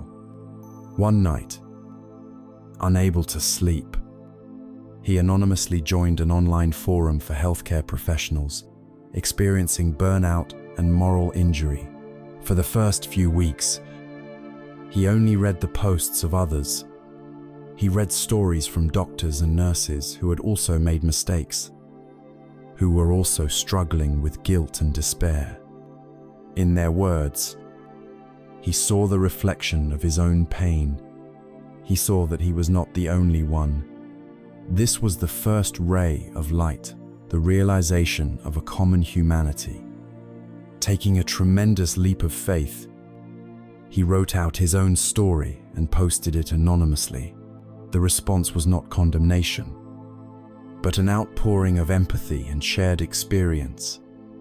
Your story is my story. One person wrote, "Thank you for being brave enough to share this." Wrote another, "In this shared vulnerability, his shame began to lose its suffocating power. He realized that his profound suffering had given him a unique and valuable insight. He knew he could never return to clinical medicine, but he could use his experience to help others. He went back to school, retrained as a counselor, and dedicated his life to creating support systems for medical professionals, helping them navigate the very shame that had almost destroyed him. His greatest shame did not disappear, but it was transformed. It became the fuel for his greatest purpose. He found redemption not by erasing his past, but by using its painful lessons to serve others. This journey of healing is nourished by the ultimate antidote to shame, the practice of self-compassion. This isn't about letting yourself off the hook. It's about treating yourself with the same kindness and understanding you would offer to a dear friend who was suffering. It has 3 key elements. First, self-kindness instead of self-judgment. It's learning to change your inner tone from a harsh critic to a gentle companion. Second, recognizing our common humanity instead of isolating ourselves. It is the understanding that to be human is to be imperfect. Making mistakes is part of the shared human condition, connecting us rather than separating us. Third, mindfulness instead of over-identification. It is the ability to observe our painful feelings of shame without being completely consumed by them. You can practice this right now. Place a hand gently over your heart.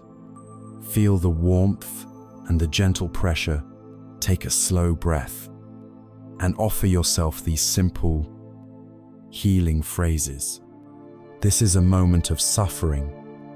That's mindfulness. Suffering is a part of life. That's common humanity. May I be kind to myself in this moment. May I give myself the compassion that I need. That is self-kindness. Shame is the deeply held belief that I am bad, and it is sustained by secrecy and isolation. We heal it by bringing it into the light of safe connection, by compassionately separating our past actions from our present identity, and by bathing the tender wounds of our heart in the warm, gentle light of self-compassion. We have now explored a range of our most challenging emotions. We have seen how our resistance to them and our identification with them creates layer upon layer of suffering. This pattern, the habit of adding our own mental anguish on top of life's initial difficulties, is a universal human tendency. In fact, it is so fundamental to our experience that the Buddha gave it a special name and a powerful metaphor to help us understand it. We now turn to explore this crucial mechanism, the profound teaching of the second arrow. We have now journeyed through the specific landscapes of our most challenging emotions. We have explored the fire of anger, the ocean of sadness, the shadows of fear, the bitterness of jealousy, and the weight of shame. In each case, we discovered that our true suffering arose not from the initial feeling itself, but from our relationship to it, from our resistance, our judgment, and the stories we tell ourselves.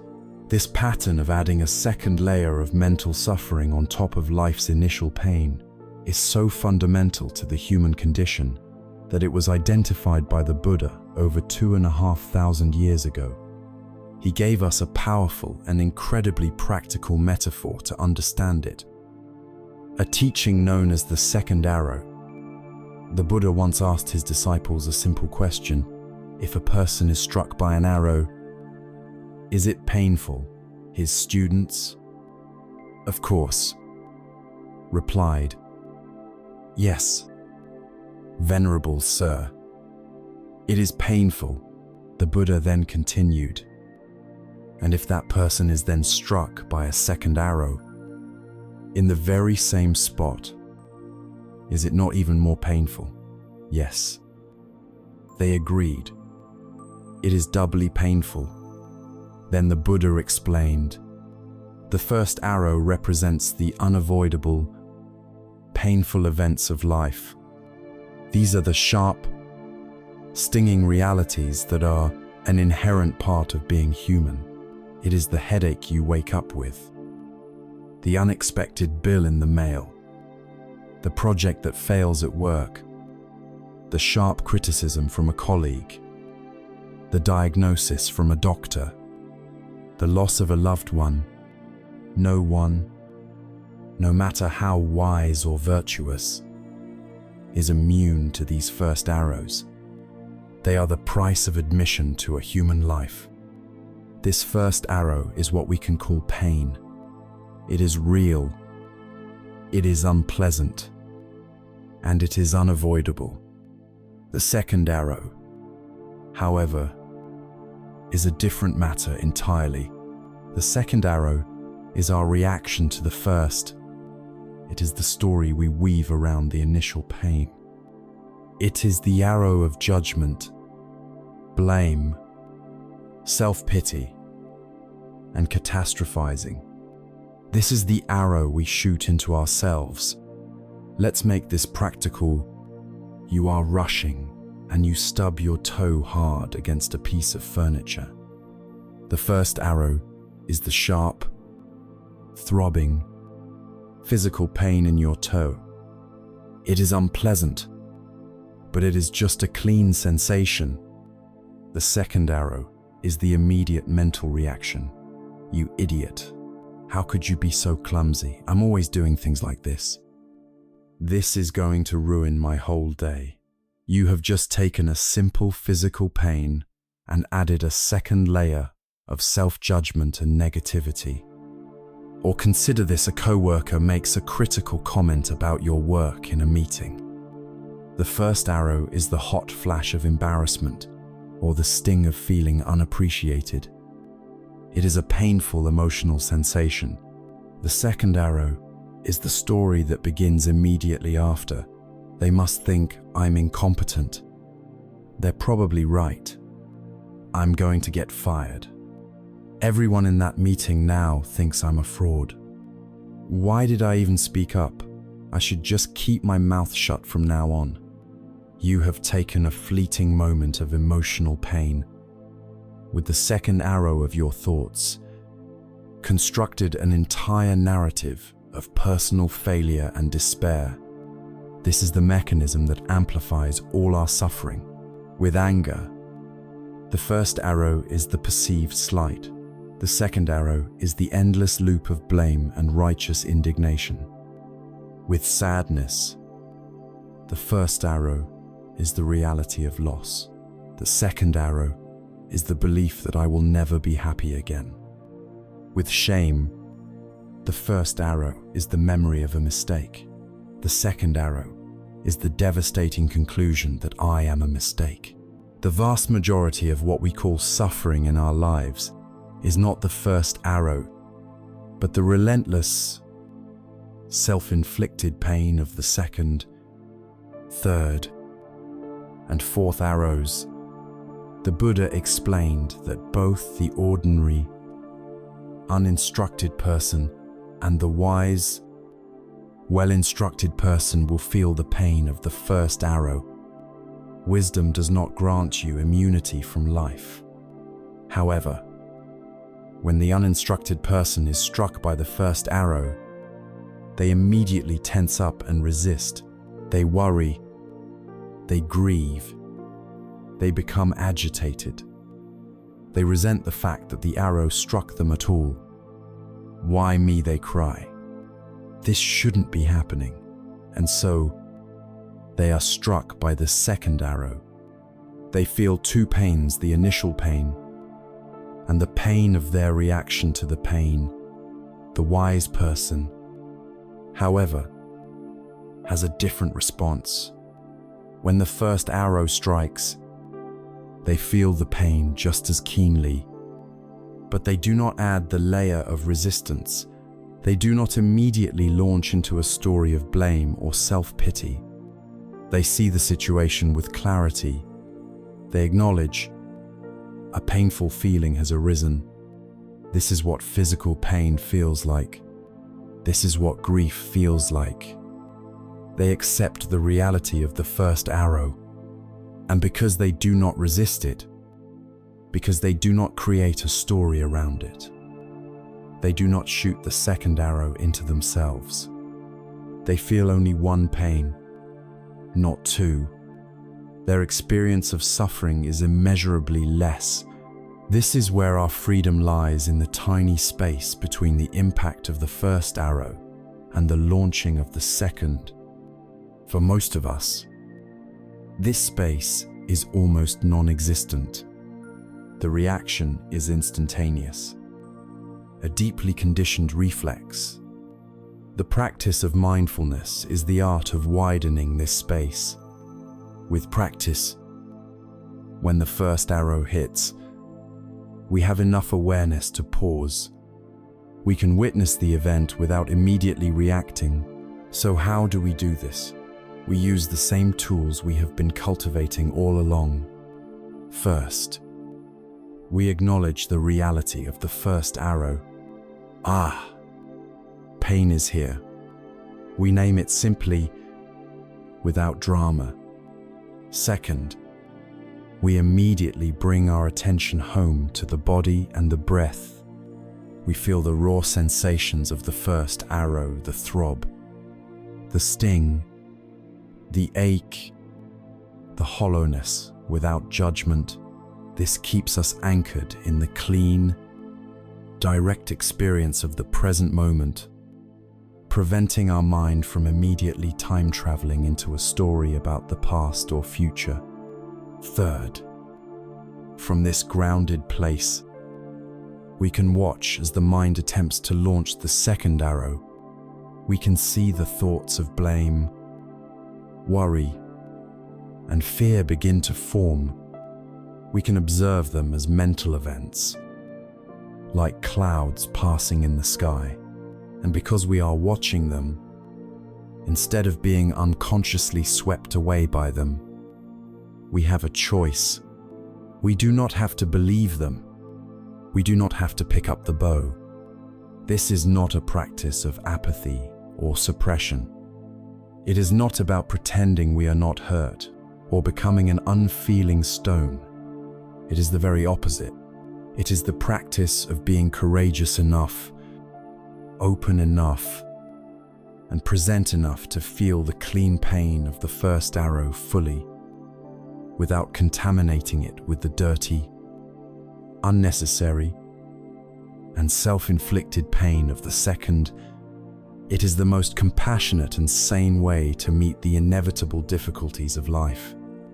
The ability to refrain from shooting this second arrow, to meet our experience with acceptance rather than resistance, hinges entirely on our relationship with one thing, our own thoughts. The second arrow, in its essence, is a thought. It is a thought of judgment, a thought of despair, a thought of fear. To truly liberate ourselves from the cycle of self-inflicted suffering, we must learn to see these thoughts for what they are not, as undeniable truths or direct commands, but as something far more ephemeral, fleeting, and insubstantial. We must learn to skillfully deconstruct the very stories that we use to build our own prisons. We have come to a pivotal understanding. The vast majority of our suffering is not caused by life itself, but by the second arrow we shoot into ourselves.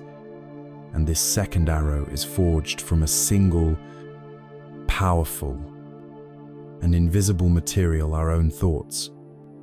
To find freedom, then, we must become intimately familiar with the nature of our minds. We must learn to see our thoughts for what they are, not what they pretend to be.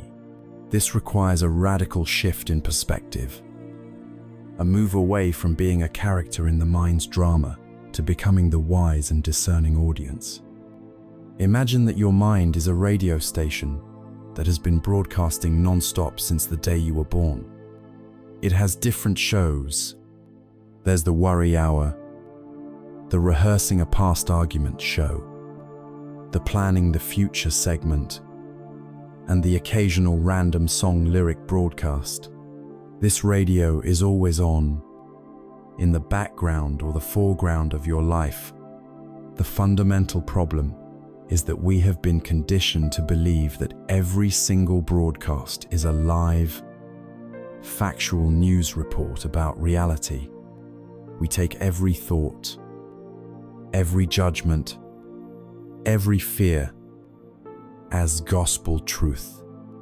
This practice is about learning to recognize that most of what the mind broadcasts is not news, but a mix of opinion, fiction, reruns, and speculation. The mind's job is to produce thoughts, just as the heart's job is to beat. This ceaseless production of mental events is not a flaw in your system. It is its primary function. The suffering does not come from the thoughts themselves, but from what modern psychology calls cognitive fusion. This is the state of being so entangled with our thoughts that we cannot see any space between us and them. We don't experience the thought, "I am not good enough." We experience the world through the direct, painful reality of being not good enough. We are fused to the thought, unable to see it as what it is, a transient string of words and images appearing in our consciousness. The path to freedom, therefore, is a path of cognitive diffusion. It is the art of gently prying ourselves apart from our thoughts, so we can see them instead of only seeing from them. The first way we practice this is by simply watching the stream of thought. Imagine you are sitting quietly by the bank of a river. The thoughts are leaves, twigs, and branches floating by on the current. Some are large and jagged. Others are small and smooth. Your task is not to jump into the river to grab certain leaves or push others away. Your task is simply to sit on the bank and watch them float by. A thought of self-criticism appears. You watch it come into view and watch it float away downstream. A memory of a happy moment appears. You watch it come and go. A worry about tomorrow appears. You watch it drift by. You are the silent, still presence on the bank, not the chaotic, ever-changing river itself. This practice of non-engagement teaches you a profound truth. You don't have to do anything about your thoughts. They arise and pass away all on their own if you don't feed them with your attention and belief. Let's see how this works. In a very modern parable, a woman named Clara sends a long, vulnerable text message to her close friend, Mark, sharing a problem she's facing. She waits for his reply. Hours later, her phone buzzes. The reply from Mark consists of 2 words, okay, talk later. This is the first arrow, a small, sharp sting of disappointment. But immediately, Clara's mind, the master storyteller, begins its broadcast, and she treats every word as fact. The thought appears, he's angry with me. This immediately becomes the perceived reality. He is angry with me. The next thought follows, my text must have been too much. This becomes the fact, I am annoying and needy. The story rapidly escalates. He doesn't want to be my friend anymore. Becomes, I'm going to lose my best friend. This leads to the grand finale. I always ruin my friendships, which solidifies into the crushing belief. I will end up alone in the space of 5 minutes. A simple, neutral text message has been transformed by a chain of unquestioned thoughts into a catastrophic personal tragedy. Clara is now suffering immensely. Not from the text, but from her absolute fusion with the horror movie her mind has produced. Later that evening, tormented by her own story, she summons the courage to call him. His voice answers, warm and friendly. Hey, he says, so sorry for that ridiculously short text. Earlier, I was in the middle of my first big meeting with my new boss, and she was staring right at me. I just wanted to let you know I saw your message. Now tell me everything. What's going on? In that instant, the entire house of cards collapses. The entire universe of suffering she inhabited for hours is revealed to be a complete fiction. A phantom created out of thin air by her own mind. Her pain was real, but its cause was not. Its cause was her unquestioning belief in her own thoughts. This reveals the second, more active practice, the art of gentle inquiry. Once we can see our thoughts as separate events, we can begin to question the ones that are particularly painful and persistent. This is not an aggressive interrogation, but a kind and curious investigation. You can ask yourself 3 simple but powerful questions. The first question, is this thought 100% true? Clara's thought, he is angry with me, felt completely true. But was it factually 100% true? No. This question introduces a sliver of doubt, creating a wedge between you and the thought's apparent authority. The second question, what is the effect of believing this thought? When Clara believed the thought, "I'm going to lose my best friend," how did it make her feel? Terrified, sad, and alone. How did it make her behave? It made her want to withdraw and hide. This question shifts the focus from whether the thought is true to whether it is helpful. The thought, "I am a failure," is a profoundly unhelpful and painful thought to believe, regardless of its objective truth. Recognizing this gives you a reason to let it go.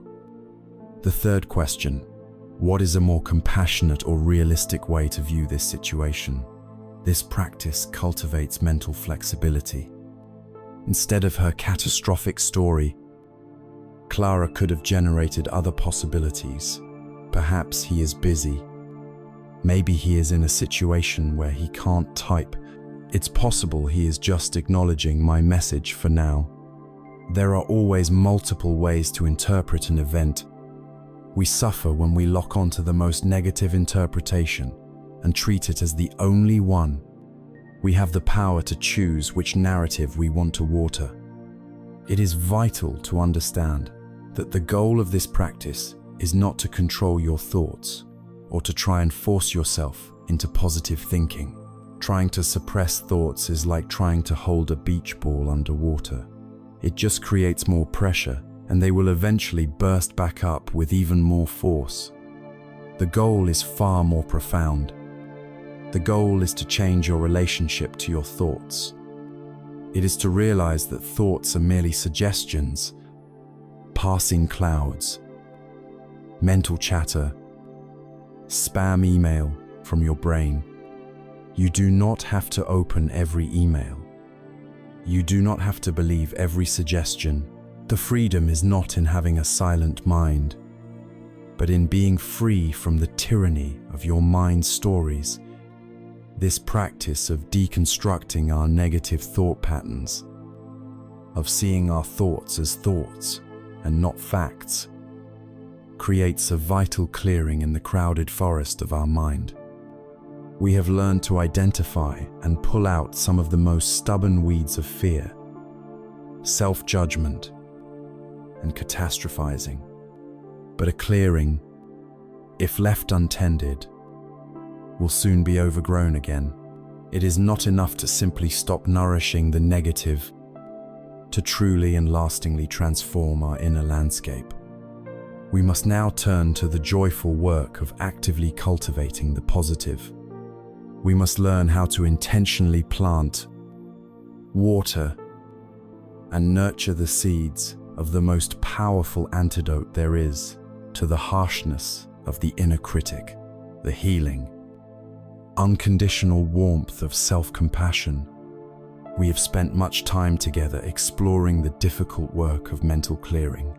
We have learned to sit by the river of our thoughts, watching them pass without being swept away. We have learned to question the authority of our inner storyteller and to see the second arrow as a self-inflicted wound. We have the power to stop. This is vital, liberating work, but simply weeding a garden is not enough. If we leave the fertile soil of our minds empty, the old weeds of self-criticism and fear will inevitably grow back. The most profound and lasting transformation comes when we consciously choose to plant something new in their place. We now turn to the joyful work of cultivation, of learning to water the seeds of the most powerful healing agent known to the human heart, the warm, unconditional, and revolutionary practice of self-compassion. For many of us, this is the most difficult step of all. We may have learned to be compassionate to others, but the idea of turning that same kindness inward feels strange, self-indulgent, or even weak. Our inner critic, the harsh voice that we have mistaken for a motivator, screams in protest. If I'm kind to myself, it warns, I'll become lazy. I'll lose my edge. I'll let myself off the hook. To begin this practice, we must first clear up a profound misunderstanding. Self-compassion is not self-pity. Self-pity is a passive and isolating state.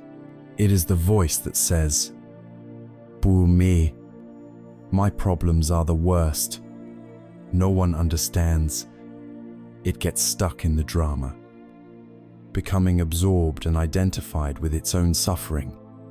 Self-compassion, on the other hand, is an active and courageous response to suffering. It is the voice that says, "You are in pain right now. This is really hard. How can I care for and support myself?" Through this moment, self-pity draws a circle around our pain and separates us from the world.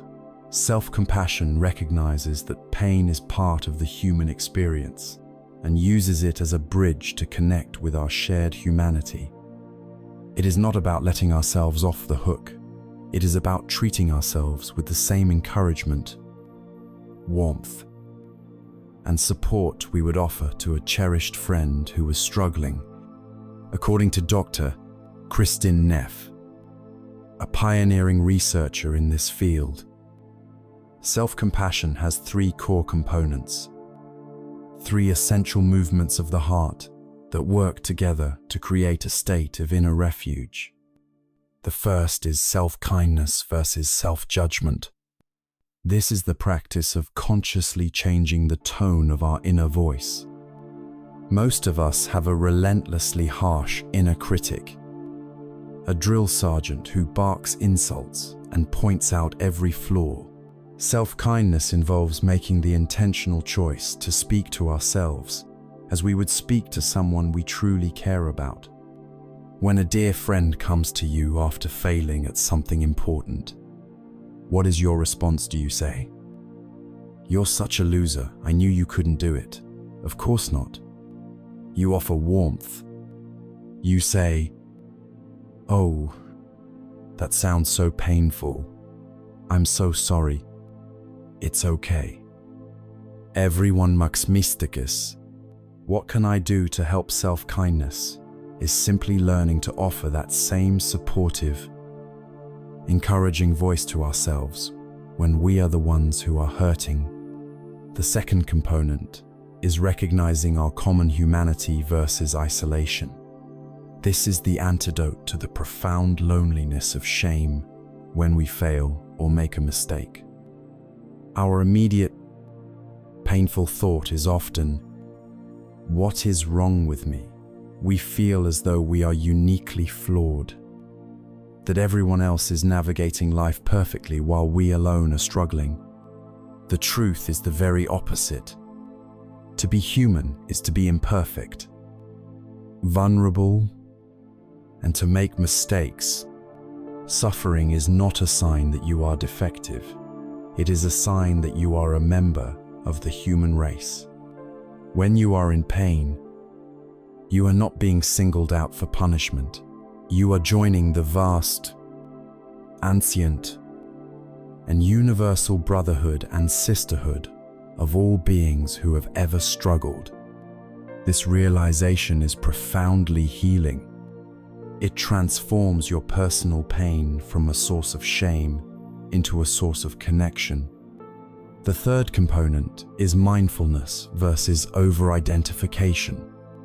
This is the foundational awareness we have been practicing all along.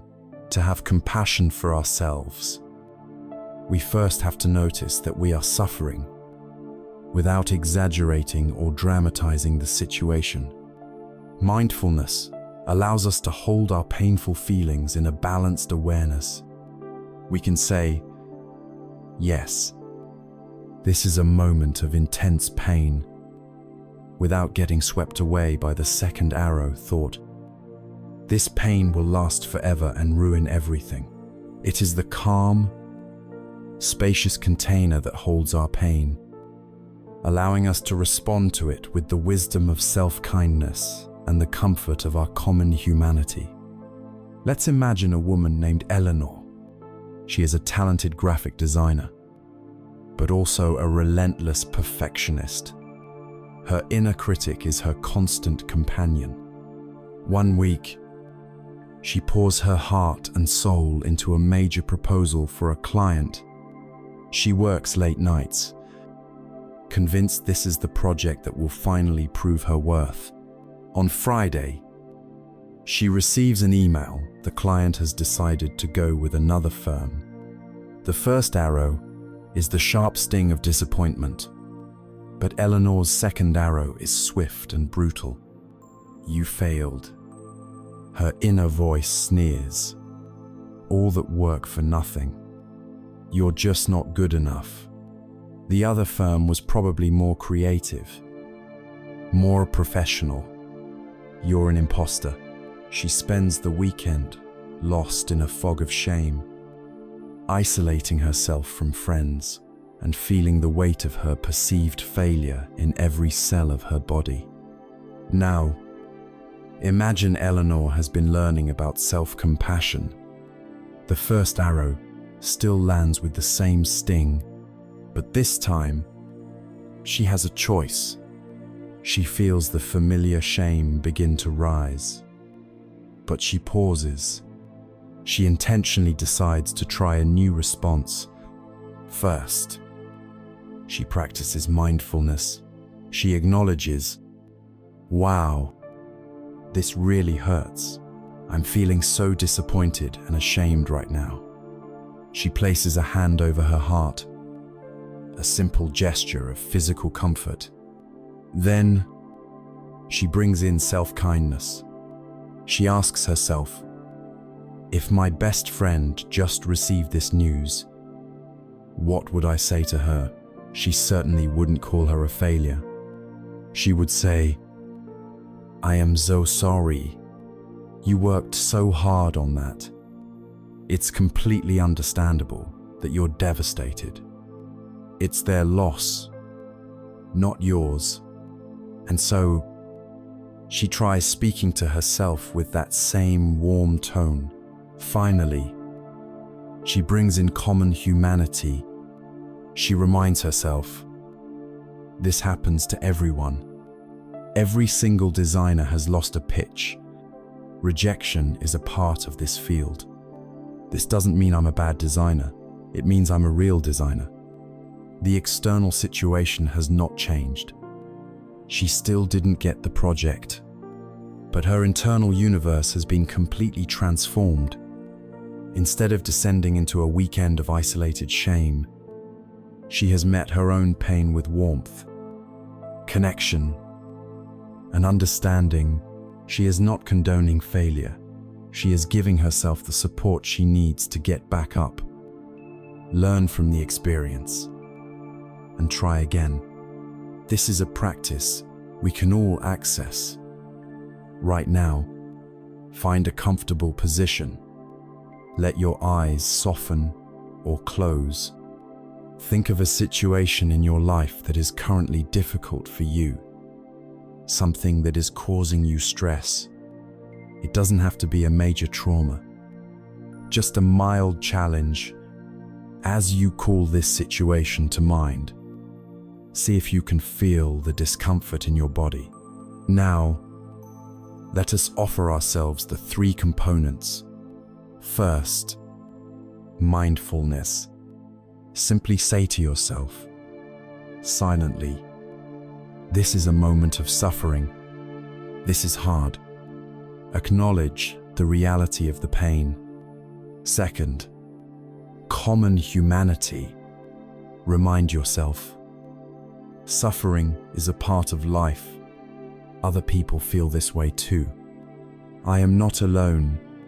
Third, self-kindness. Now, place your hand over your heart or anywhere else on your body that feels comforting.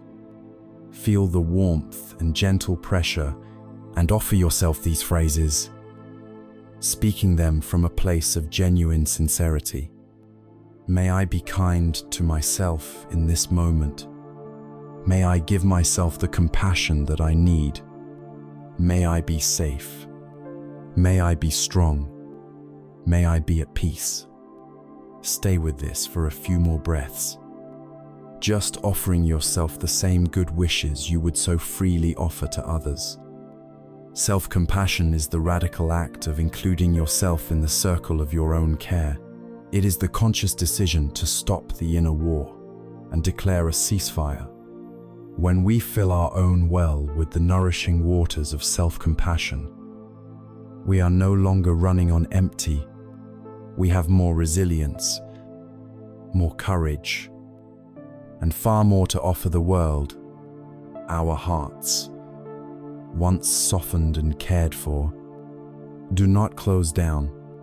They naturally, effortlessly, begin to open outward when we have learned how to offer this profound kindness to ourselves. We find we have an infinite supply to share with all those around us. We have learned to turn the warm light of compassion inward, to meet our own struggles and imperfections with the tenderness we would offer a friend. This is a profound and necessary homecoming. But self-compassion is not a destination, it is a fountainhead. When we learn to fill our own well, its waters do not stagnate. They naturally begin to overflow, seeking to nourish the world around us. A heart that has learned to be kind to itself does not close down. It softens, expands, and opens its gates.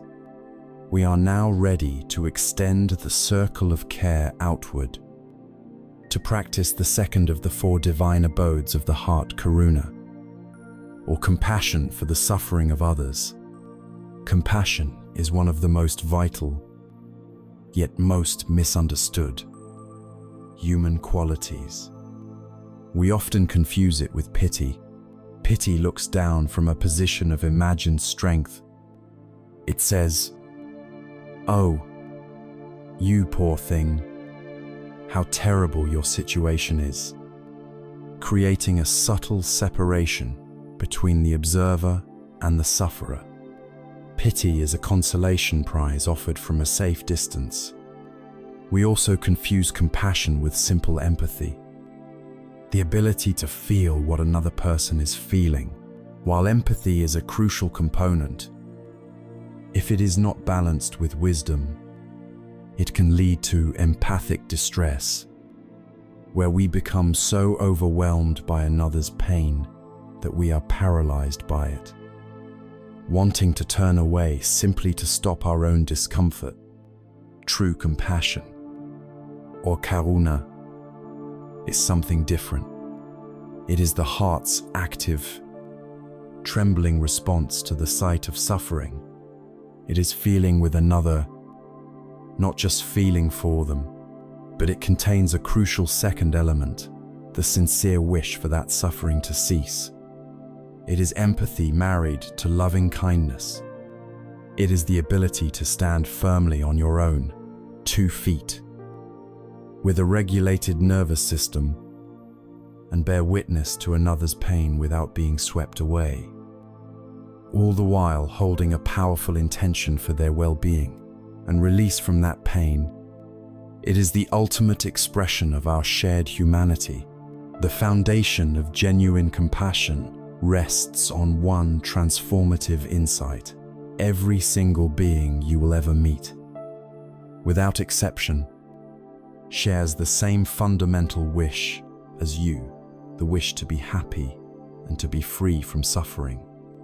The person who cut you off in traffic, the boss who seems unreasonable, the politician you disagree with, the stranger on the street, every single one of them is navigating their life with this same core motivation. Their actions, especially the ones we find harmful or difficult, are very often just clumsy, misguided, or unconscious strategies to find some measure of happiness or to escape some form of inner pain.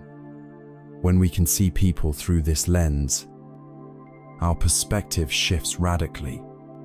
Their actions are no longer just a personal attack on us. We begin to see the suffering, the fear, or the ignorance that is driving their behavior. We begin to see the human being behind the action.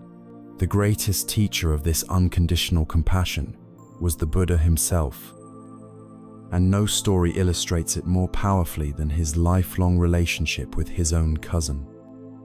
Devadatta was consumed by jealousy of the Buddha's wisdom and influence. He became his nemesis. He tried to usurp his leadership. When that failed, he attempted to assassinate him, first by hiring assassins, and later by rolling a giant boulder down a hill, which only managed to splinter and graze the Buddha's foot. In a final, desperate act, Devadatta unleashed a crazed, intoxicated elephant named Nalagiri directly into the Buddha's path, hoping it would trample him to death. As the terrified villagers fled, the Buddha did not run. He did not call for guards. He simply stood his ground, radiating an immense, palpable energy of loving kindness and calm. As the raging elephant charged, it entered the field of the Buddha's compassion. Its murderous rage began to subside. Its steps slowed. By the time it reached the Buddha, it was completely docile, and it knelt before him, tamed not by force, but by the power of a boundless, fearless heart. But the most profound part of the story is the Buddha's attitude toward Devadatta. He never showed anger or hatred. He looked upon his cousin not as an evil enemy, but as a person deeply afflicted by the sickness of his own hatred and jealousy. He saw Devadatta as a source of profound suffering, trapped in his own mental torment, and his heart responded, not with fear or resentment, but with a deep and unwavering compassion, wishing for his cousin to be free from the very poisons that were driving him to such desperate acts. This is the challenge and the promise of true compassion, to extend it not just to those who are easy to love, but to those we find difficult, and even to those who wish us harm. Why? Not as a form of naive passivity, but because we understand that holding on to hatred and resentment is like drinking poison and expecting the other person to die. The practice of compassion is, in its essence, an act of self-liberation. It frees us from the corrosive prison of our own bitterness. So, how do we cultivate this seemingly superhuman quality? We practice it in the same way we build any muscle with gentle, systematic training. We can use a simple meditation practice that expands the circle of compassion outward. Find a quiet and stable posture. Begin by bringing to mind a person you love dearly, someone for whom it is easy to feel care.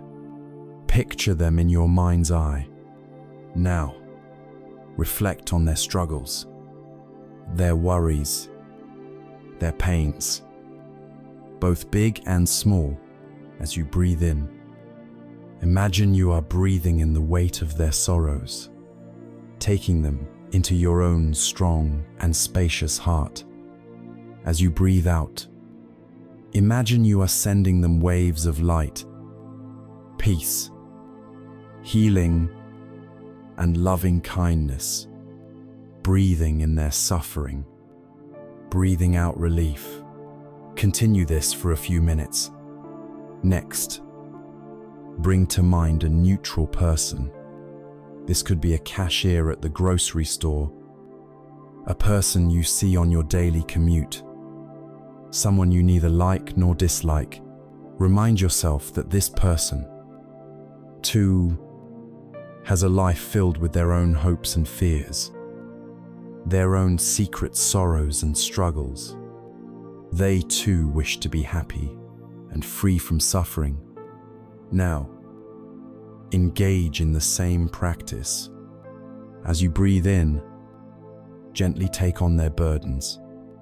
As you breathe out, send them your heartfelt wishes for their peace, well-being, and happiness. You are extending your care beyond the immediate circle of attachment. Now comes the most challenging and transformative part. Bring to mind someone with whom you have difficulty. It could be a source of irritation, anger, or deep hurt.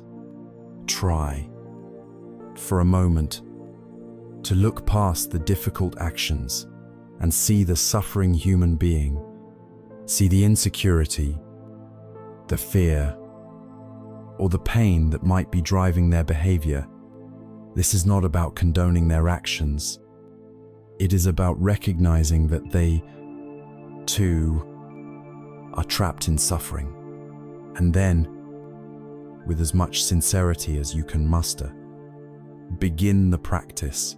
Breathe in their pain, their anger, their confusion.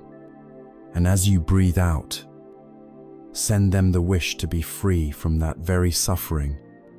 May you be free from the hatred that causes you to harm others. May you find the peace you are so desperately seeking.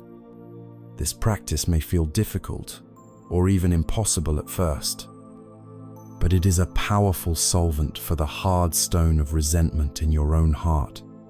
Finally, you expand the circle to its ultimate conclusion. Imagine your compassion radiating outward from your heart in all directions to the people in your building, your city, your country. Extend it to all people on earth, and then to all living beings.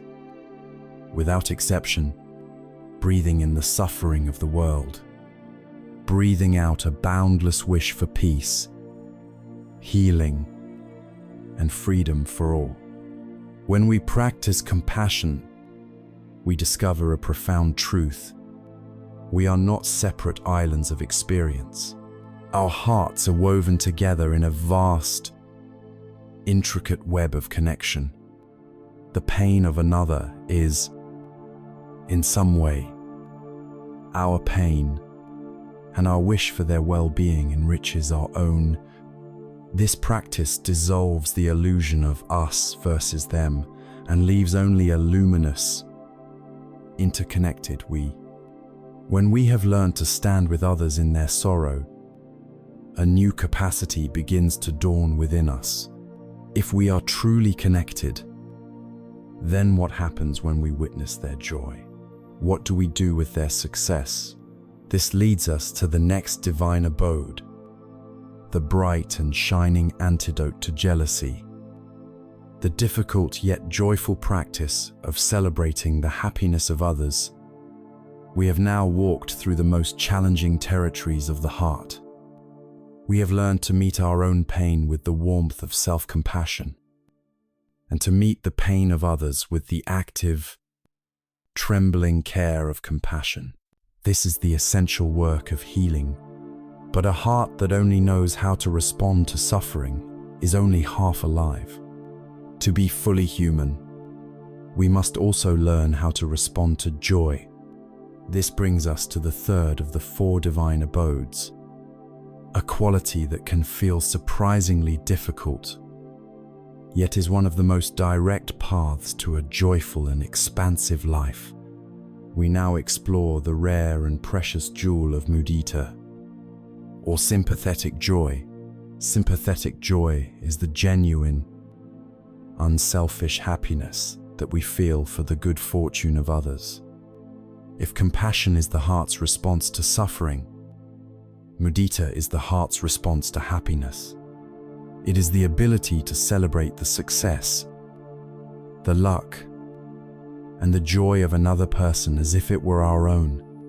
And for many of us, this is harder than feeling compassion. When a friend is in pain, our heart naturally goes out to them. But when that same friend experiences a great success, a promotion, a new love, a creative breakthrough. What is our first, honest, unfiltered reaction? If we are truly honest, we might notice a complex mix of feelings, perhaps some happiness for them, but also, for many of us, a subtle pang of comparison, a flicker of envy, a quiet question of, why them and not me? This difficulty arises from the deep-seated, conditioned belief in scarcity.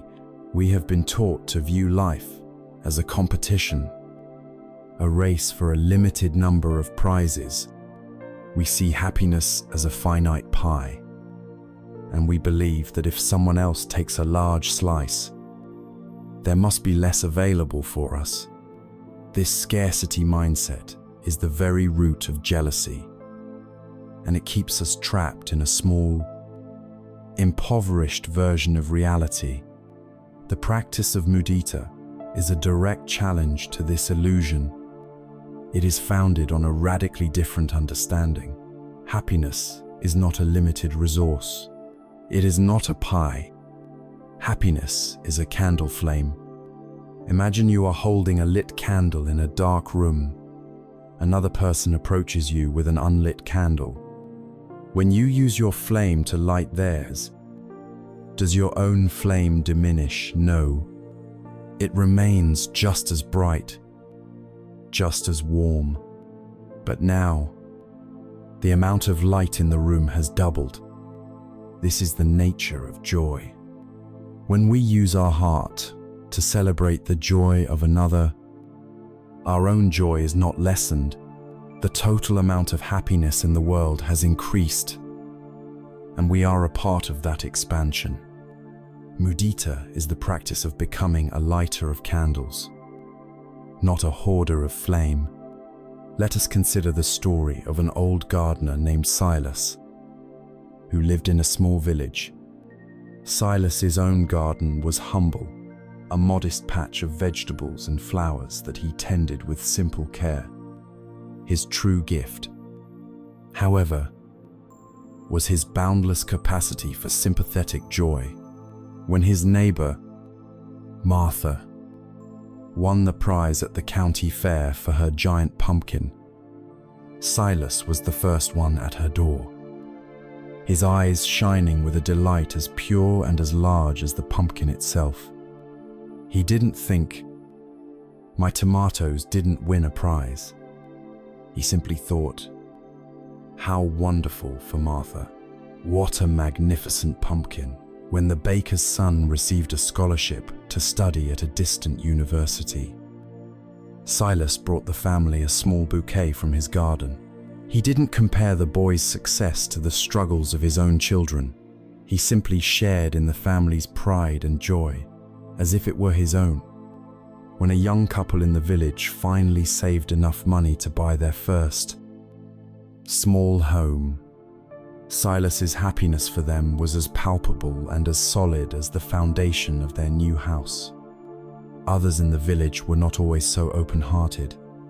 They were caught in the quiet misery of comparison. They saw Martha's prize and felt their own gardening efforts were a failure. They heard about the baker's son and felt a pang of resentment about their own children's paths. Their joy was confined to the rare occasions when good fortune landed within the tiny, walled-off plot of their own ego. Their lives contained only sporadic bursts of happiness. Silas, however, lived in a state of near constant celebration. His heart was not a small, private garden. It was a vast, open meadow that encompassed the entire village. He was not waiting for good things to happen, only to him in order to feel joy. He was participating in every sliver of good fortune, every moment of success, every reason for a smile that occurred anywhere around him. His capacity for happiness was not limited by his own circumstances. It was as boundless as the collective joy of his entire community. He had discovered the secret that celebrating another's harvest feels just as good as harvesting your own. This is the promise of Mudita. It is a direct path to increasing the amount of joy in our own lives, regardless of our personal situation, and it is a skill we can cultivate with practice. We begin, as always, where it is easiest. Bring to mind someone you love without complication, someone whose happiness is your happiness. Perhaps it is a child, a grandchild, a beloved partner, or even a pet. Picture them vividly in your mind's eye. Now, recall a specific moment when you witnessed them being purely, incandescently happy. See the light in their eyes, the smile on their face, the joyful energy of their body. As you hold this image, allow yourself to feel their joy. Don't just observe it. Let it resonate within your own heart. Feel the warmth, the lightness, the expansion. This feeling is mudita. Know what it feels like in your body. This is your touchstone. Now, we can turn this into a more formal practice. Seated comfortably, bring that same loved one to mind. As you breathe gently, begin to offer them phrases of sympathetic joy. I am so happy that you are happy. May your joy and good fortune continue and grow. Seeing you happy brings happiness to my own heart. Repeat these phrases, letting the feeling behind them permeate your being. The real work and the true test comes when we apply this practice as a direct antidote to the poison of jealousy. The next time you feel that familiar pang of comparison when a colleague gets the recognition you wanted, or you see someone online living a life you desire, use that painful feeling as a bell of mindfulness. First, acknowledge the feeling without judgment. Jealousy is here. This bitter feeling is present. Then, gently, without forcing anything, see if you can make a small pivot. You don't have to feel ecstatic joy for them. Just try to find one tiny, authentic seed of mudita. It could be as simple as, even though I feel envious, I can acknowledge their hard work. I am happy that their effort was rewarded. Or, I can be happy that they are feeling the joy of this moment, because I know how good it feels to be happy. This small pivot is an act of immense power. It is a declaration that you will no longer allow the scarcity mindset to rule your heart. Each time you choose, however small the choice may seem, to celebrate rather than compare, you are rewiring your brain. You are weakening the conditioned pathways of jealousy and strengthening the pathways of joy and connection. You are choosing to light a candle rather than curse the darkness. Mudita is the joyful realization that our hearts are not separate. It is the understanding that our capacity for happiness is not confined within the small box of our own personal story, but can be as vast as the joy of all beings.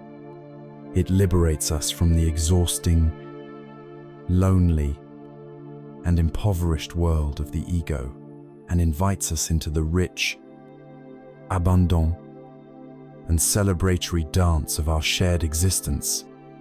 We have now explored the great movements of the heart, loving kindness for ourselves, compassion for the suffering of others, and sympathetic joy for their happiness.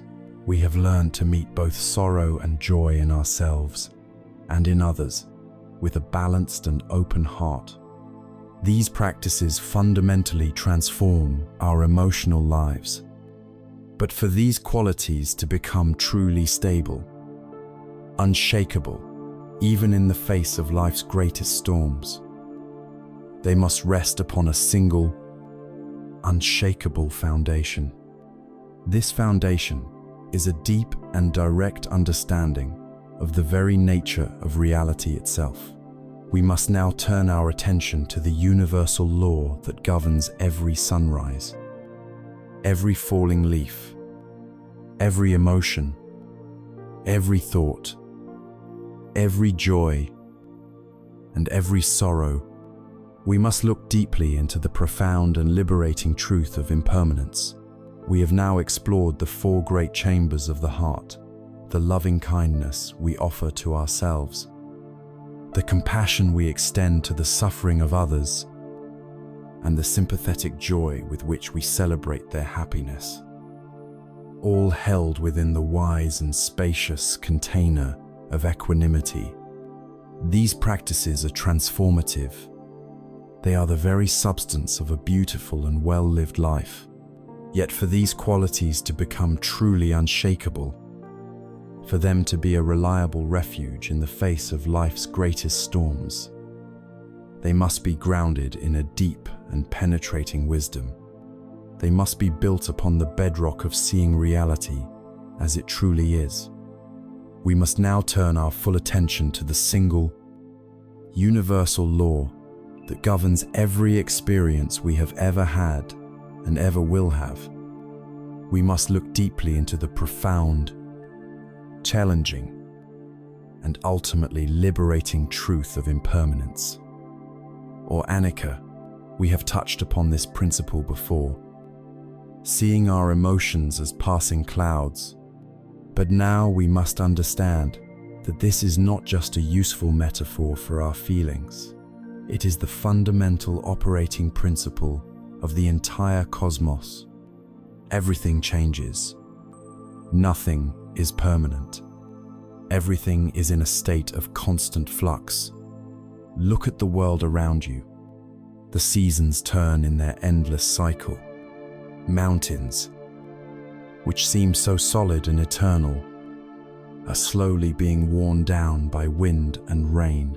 Coastlines shift. Forests grow and burn. Cities rise and fall into dust. The very stars in the night sky are burning through their fuel, destined to one day fade away. Now, turn that gaze inward. Look at your own body. It is not the same body you had 7 years ago. Nearly every cell has been replaced. It is not the same body you had 1 minute ago. Breath has entered and left. Energy has been consumed. New sensations have arisen.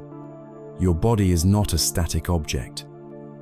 Like a statue, it is a dynamic process, a river of constant change, aging, healing, growing, and decaying. And what of your mind? It is the most fleeting and ephemeral aspect of your experience. The thoughts you are thinking now are different from the ones you had a moment ago. The mood that colors your perception today may be completely different tomorrow. The beliefs you held with absolute certainty 10 years ago may now seem naive. Your inner world is a relentless cascade of changing perceptions, feelings, and ideas. The ancient Greek philosopher Heraclitus famously said, "No man ever steps in the same river twice, for it's not the same river and he's not the same man." This is not poetry. It is a statement of profound, literal truth. The water is constantly flowing, and the cells of your body and the contents of your mind are constantly changing. The I that steps into the river is a different I from the one that steps out a moment later. Reality is a verb, not a noun. It is a process of flowing, not a collection of fixed things. This truth is not inherently a source of suffering. Change itself is neutral. Our suffering does not arise from the fact that things change, It arises from our desperate, futile, and exhausting resistance to this fundamental law of nature. Imagine life as a powerful, flowing river. All of our suffering comes from trying to do one of two things. Either we try to build a dam to stop the river in its tracks because we have found a particularly beautiful spot. We try to hold onto a moment of happiness, a youthful appearance, a perfect relationship, or a sense of security, wanting to make it permanent.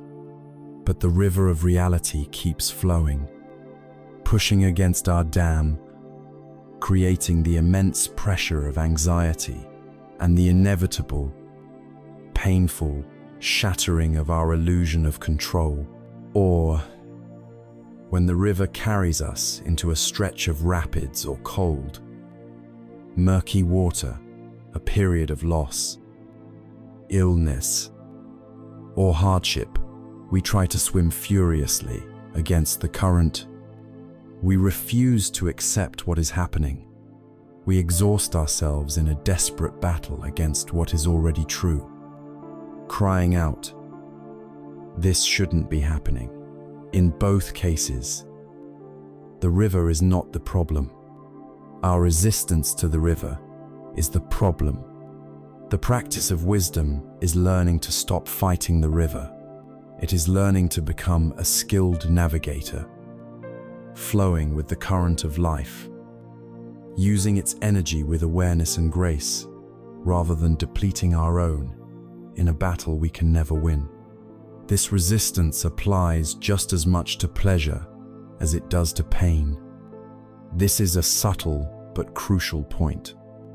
We have spent much time on difficult emotions, but our attachment to pleasant ones can be an equal source of suffering.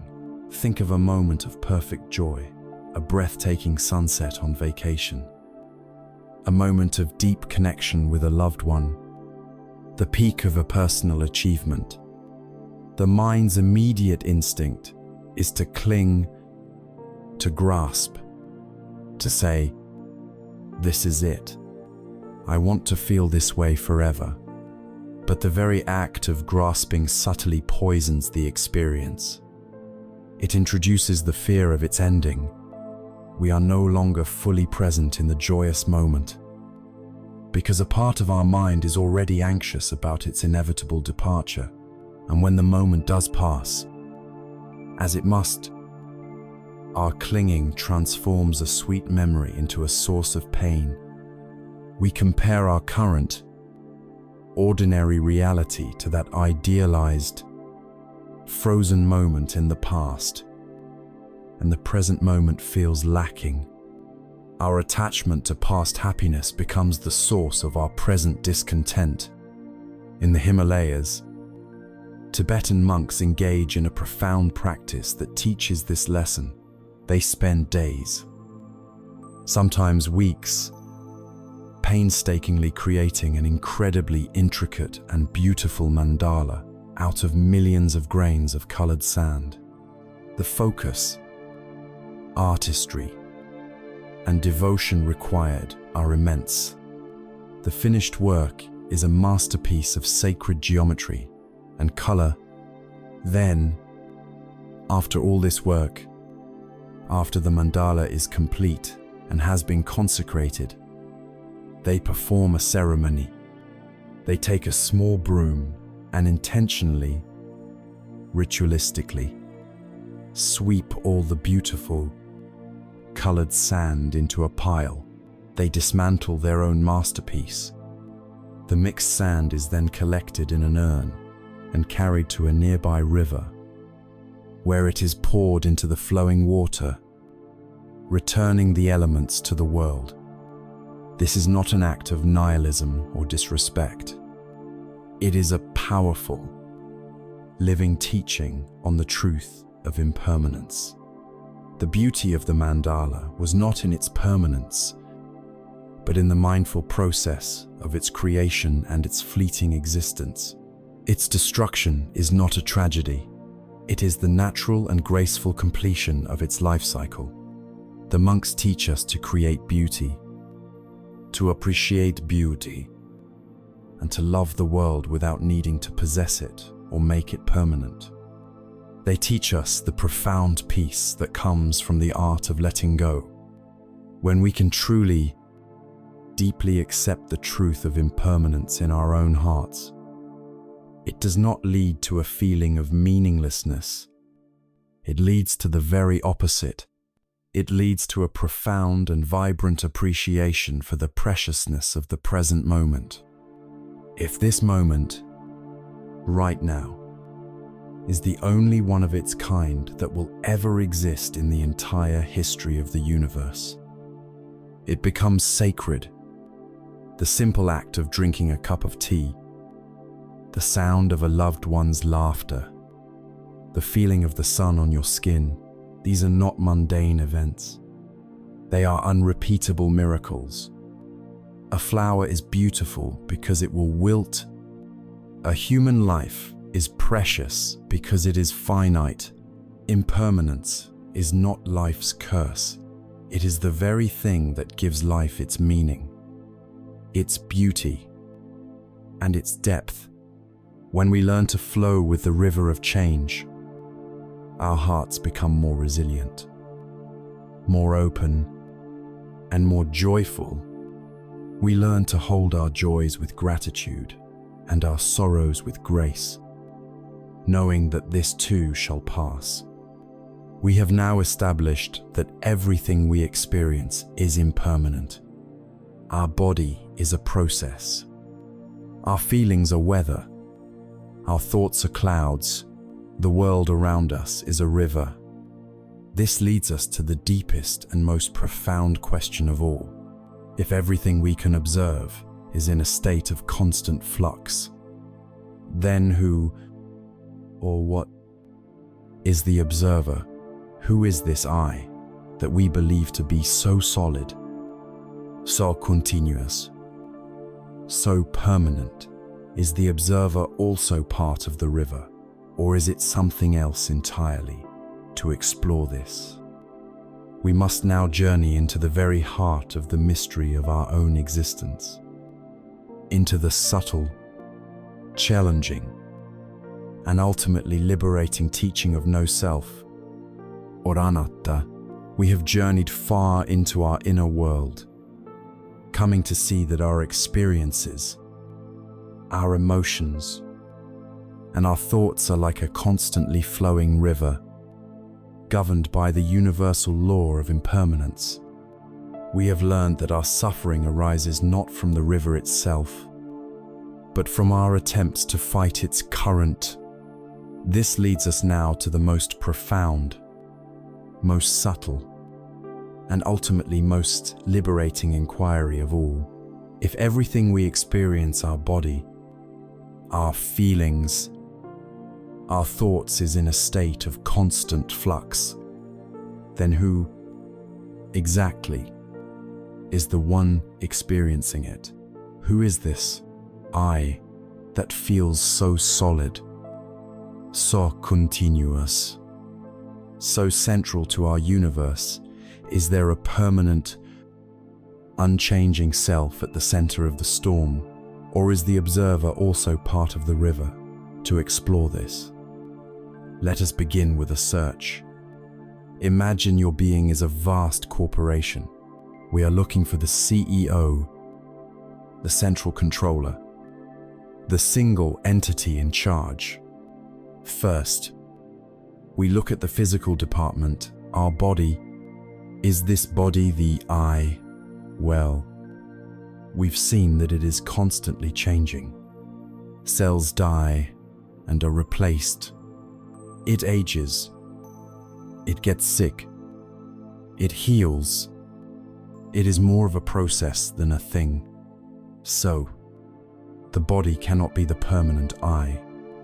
Next, we investigate the communications department. Our thoughts. Are our thoughts the I? This is even less likely. Thoughts are fleeting and often contradictory. A thought is here one moment and gone the next. We cannot find a stable self in the chaotic stream of our thinking. What about our emotional department? Are our feelings the I? We have seen clearly that feelings are like weather, constantly shifting. Joy gives way to sorrow. Anger gives way to calm. There is no permanent self to be found there. We search every department of this corporation of you, and we can find no single stable CEO sitting in a corner office. What we find instead is a dynamic, interconnected, and leaderless process. The Buddhist analysis of this process identifies 5 main departments, known as the 5 aggregates or bundles. These form our physical body: feelings pleasant, unpleasant, and neutral. Perceptions, the faculty that recognizes and labels. Mental formations are habits, biases, and intentions. And consciousness, the raw awareness of seeing, hearing, tasting, and so on. What we have been calling a self is, in reality, simply the interdependent arising and passing of these 5 processes. The I is not an entity behind the processes. The I is a conventional name we give to the dynamic activity of the processes themselves. The most famous illustration of this teaching comes from an ancient text called The Questions of King Milinda. Avis gre gingnamet Milinda, known for his sharp intellect, sought out the Buddhist sage Nagasena to debate this very point. The king began by asking, "What is your name?" "Venerable sir," the sage replied, "I am known as Nagasena, your Majesty." But this is only a designation, a convenient name. There is no permanent person to be found here. The king, à brillant de bâté, saw an opening. If there is no Nagasena, he challenged, then who is it that wears these robes and eats this food? You arrived in a chariot. Tell me, what is the chariot? Is the pole the chariot? No. Your Majesty, replied Nagasena. Are the wheels the chariot? No. Is the axle the chariot, the reins, the frame to each question? Nagasena replied, no. Then the king declared triumphantly, if none of these parts are the chariot, there is no chariot. You have spoken a falsehood. But Nagasena, with perfect calm, turned the logic back on the king. Your Majesty, you are a great king. How did you arrive here today? Did you walk? No, sire, said the king. He came in a chariot. You say you came in a chariot. Nagasena continued. But you have just said that the wheels are not the chariot, and the axle is not the chariot, and the pole is not the chariot. Then where is this chariot? Is it something separate from its parts? The king was silent for a moment, and then he understood. He conceded. Chariot is just a convenient name, a designation I give to the collection of the pole, the axle, the wheels, and all the other parts, assembled and functioning together. Nagasena smiled. Exactly so, Your Majesty. And just as chariot is a convenient name for the assembled parts, Nagasena is a convenient name for this collection of the 5 aggregates, this body. These feelings, these thoughts, when they are all functioning together, we use the designation self. But if you investigate closely, no separate. Permanent, unchanging self can be found. This teaching, known as anatta or no self, can be deeply unsettling at first. It can feel like we are being told that we do not exist. But this is a misunderstanding. The teaching is not one of annihilation. It is not saying that you don't exist. It is saying that you do not exist in the way you think you do. The idea of a separate, solid, continuous self was an illusion all along.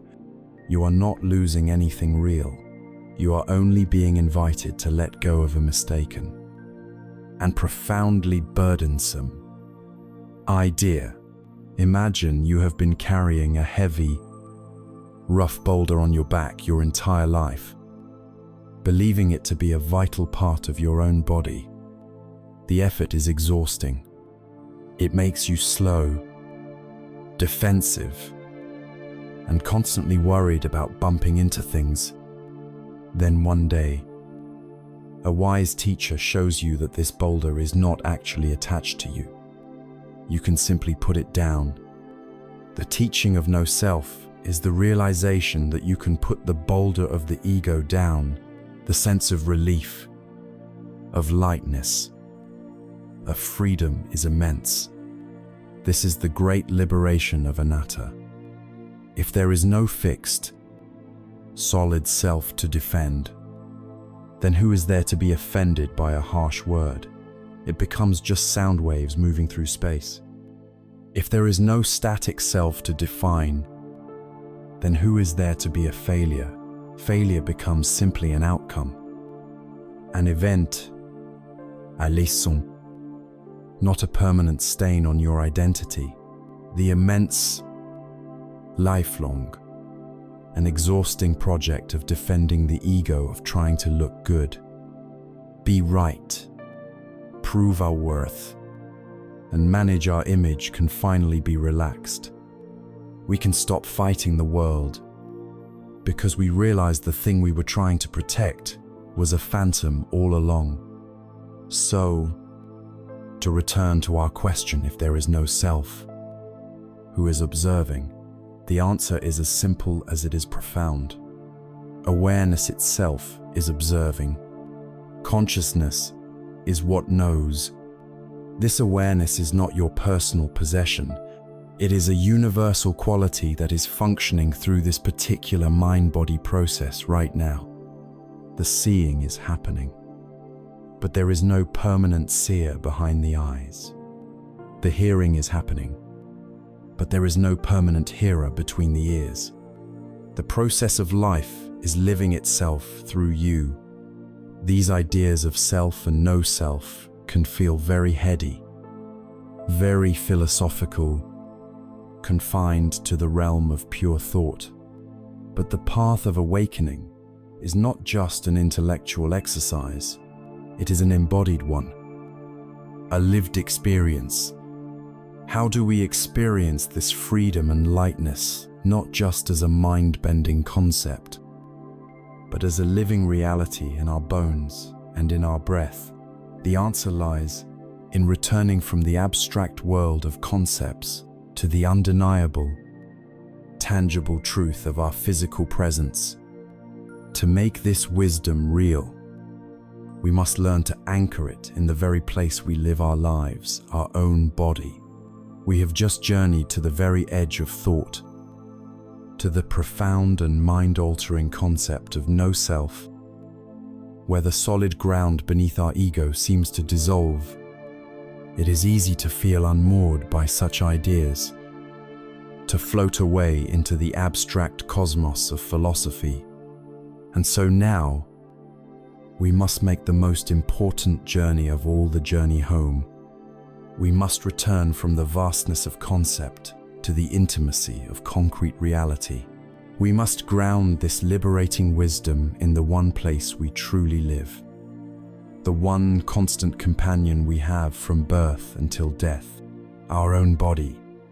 For much of human history, and in many spiritual traditions, The body has been seen as a problem to be solved, a vessel of temptation, a source of pain, something to be disciplined, transcended, or even escaped. The path of mindfulness invites us into a radically different relationship.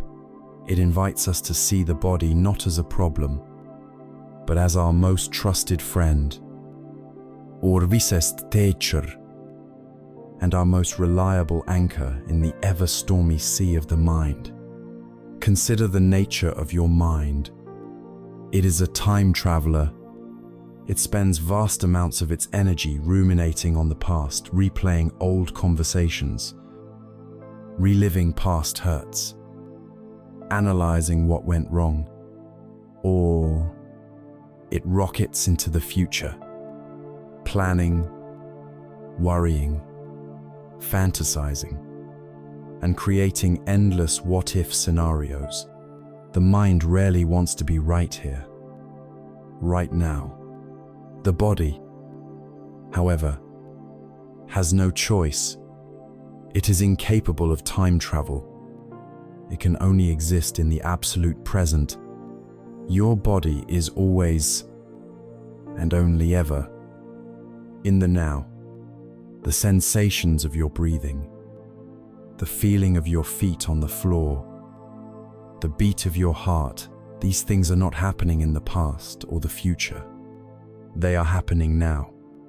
To connect with your body, therefore, is to connect with the present moment. It is the most direct and effective antidote to the anxious, storytelling mind. The first and most accessible gateway to this embodied presence is the breath. We have spoken of it before as a tool for calming, but now let us see it as the very bridge between mind and body. It is the place where the unseen world of thought meets the tangible world of flesh. For a moment, bring your full attention to the process of breathing.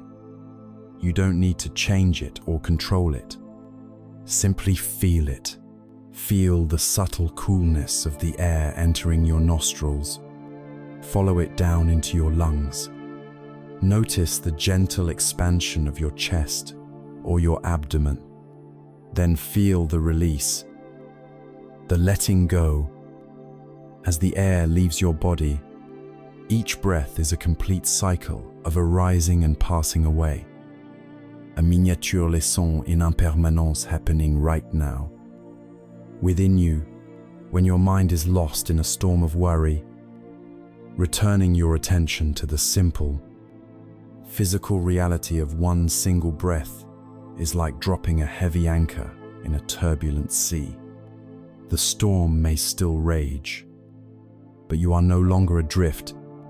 From this simple anchor of the breath, we can expand our awareness to inhabit the entire body. We can practice what is known as the body scan, a fundamental practice of embodied mindfulness.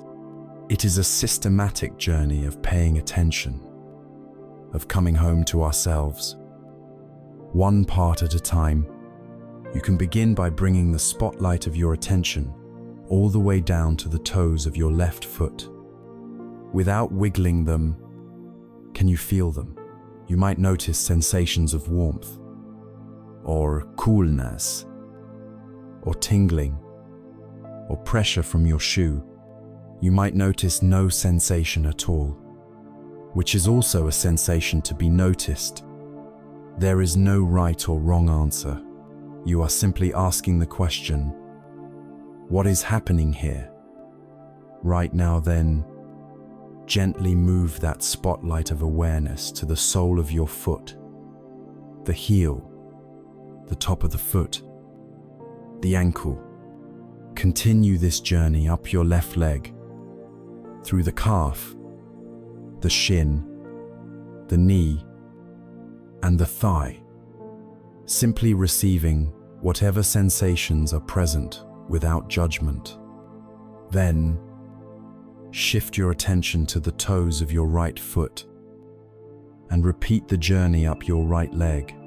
you continue this exploration through your entire body, the pelvis, the lower back, the abdomen with its gentle rhythm of breath, the chest, the upper back.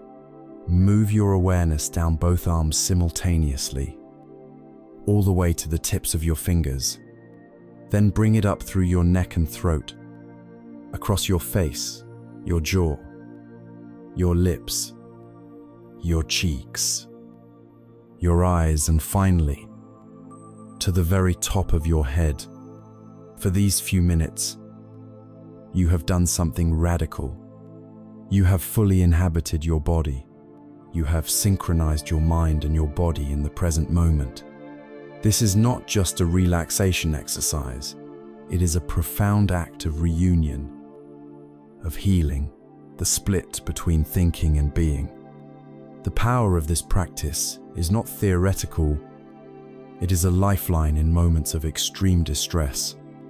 Consider the story of James, a man who suffered from debilitating panic attacks.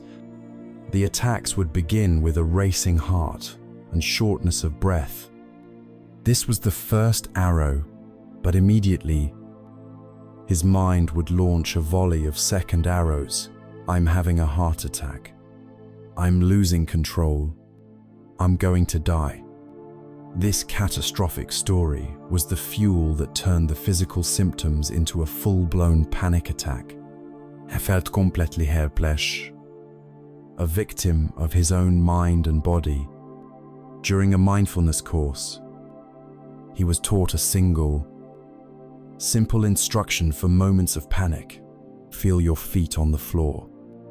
One afternoon, he felt the familiar, terrifying sensations begin. His heart hammered, his vision narrowed, and the catastrophic thoughts started screaming in his head. He was about to be swept away, but then a quiet memory of the instruction surfaced. Feel your feet. In a moment of desperate grace, he made a radical shift. He tore his attention away from the horror movie playing in his head and forced it downwards, into the soles of his shoes. He focused with all his might. He felt the pressure in his heels. He noticed the tightness of his laces across the top of his foot. He could feel the slight tilt of the floor beneath him.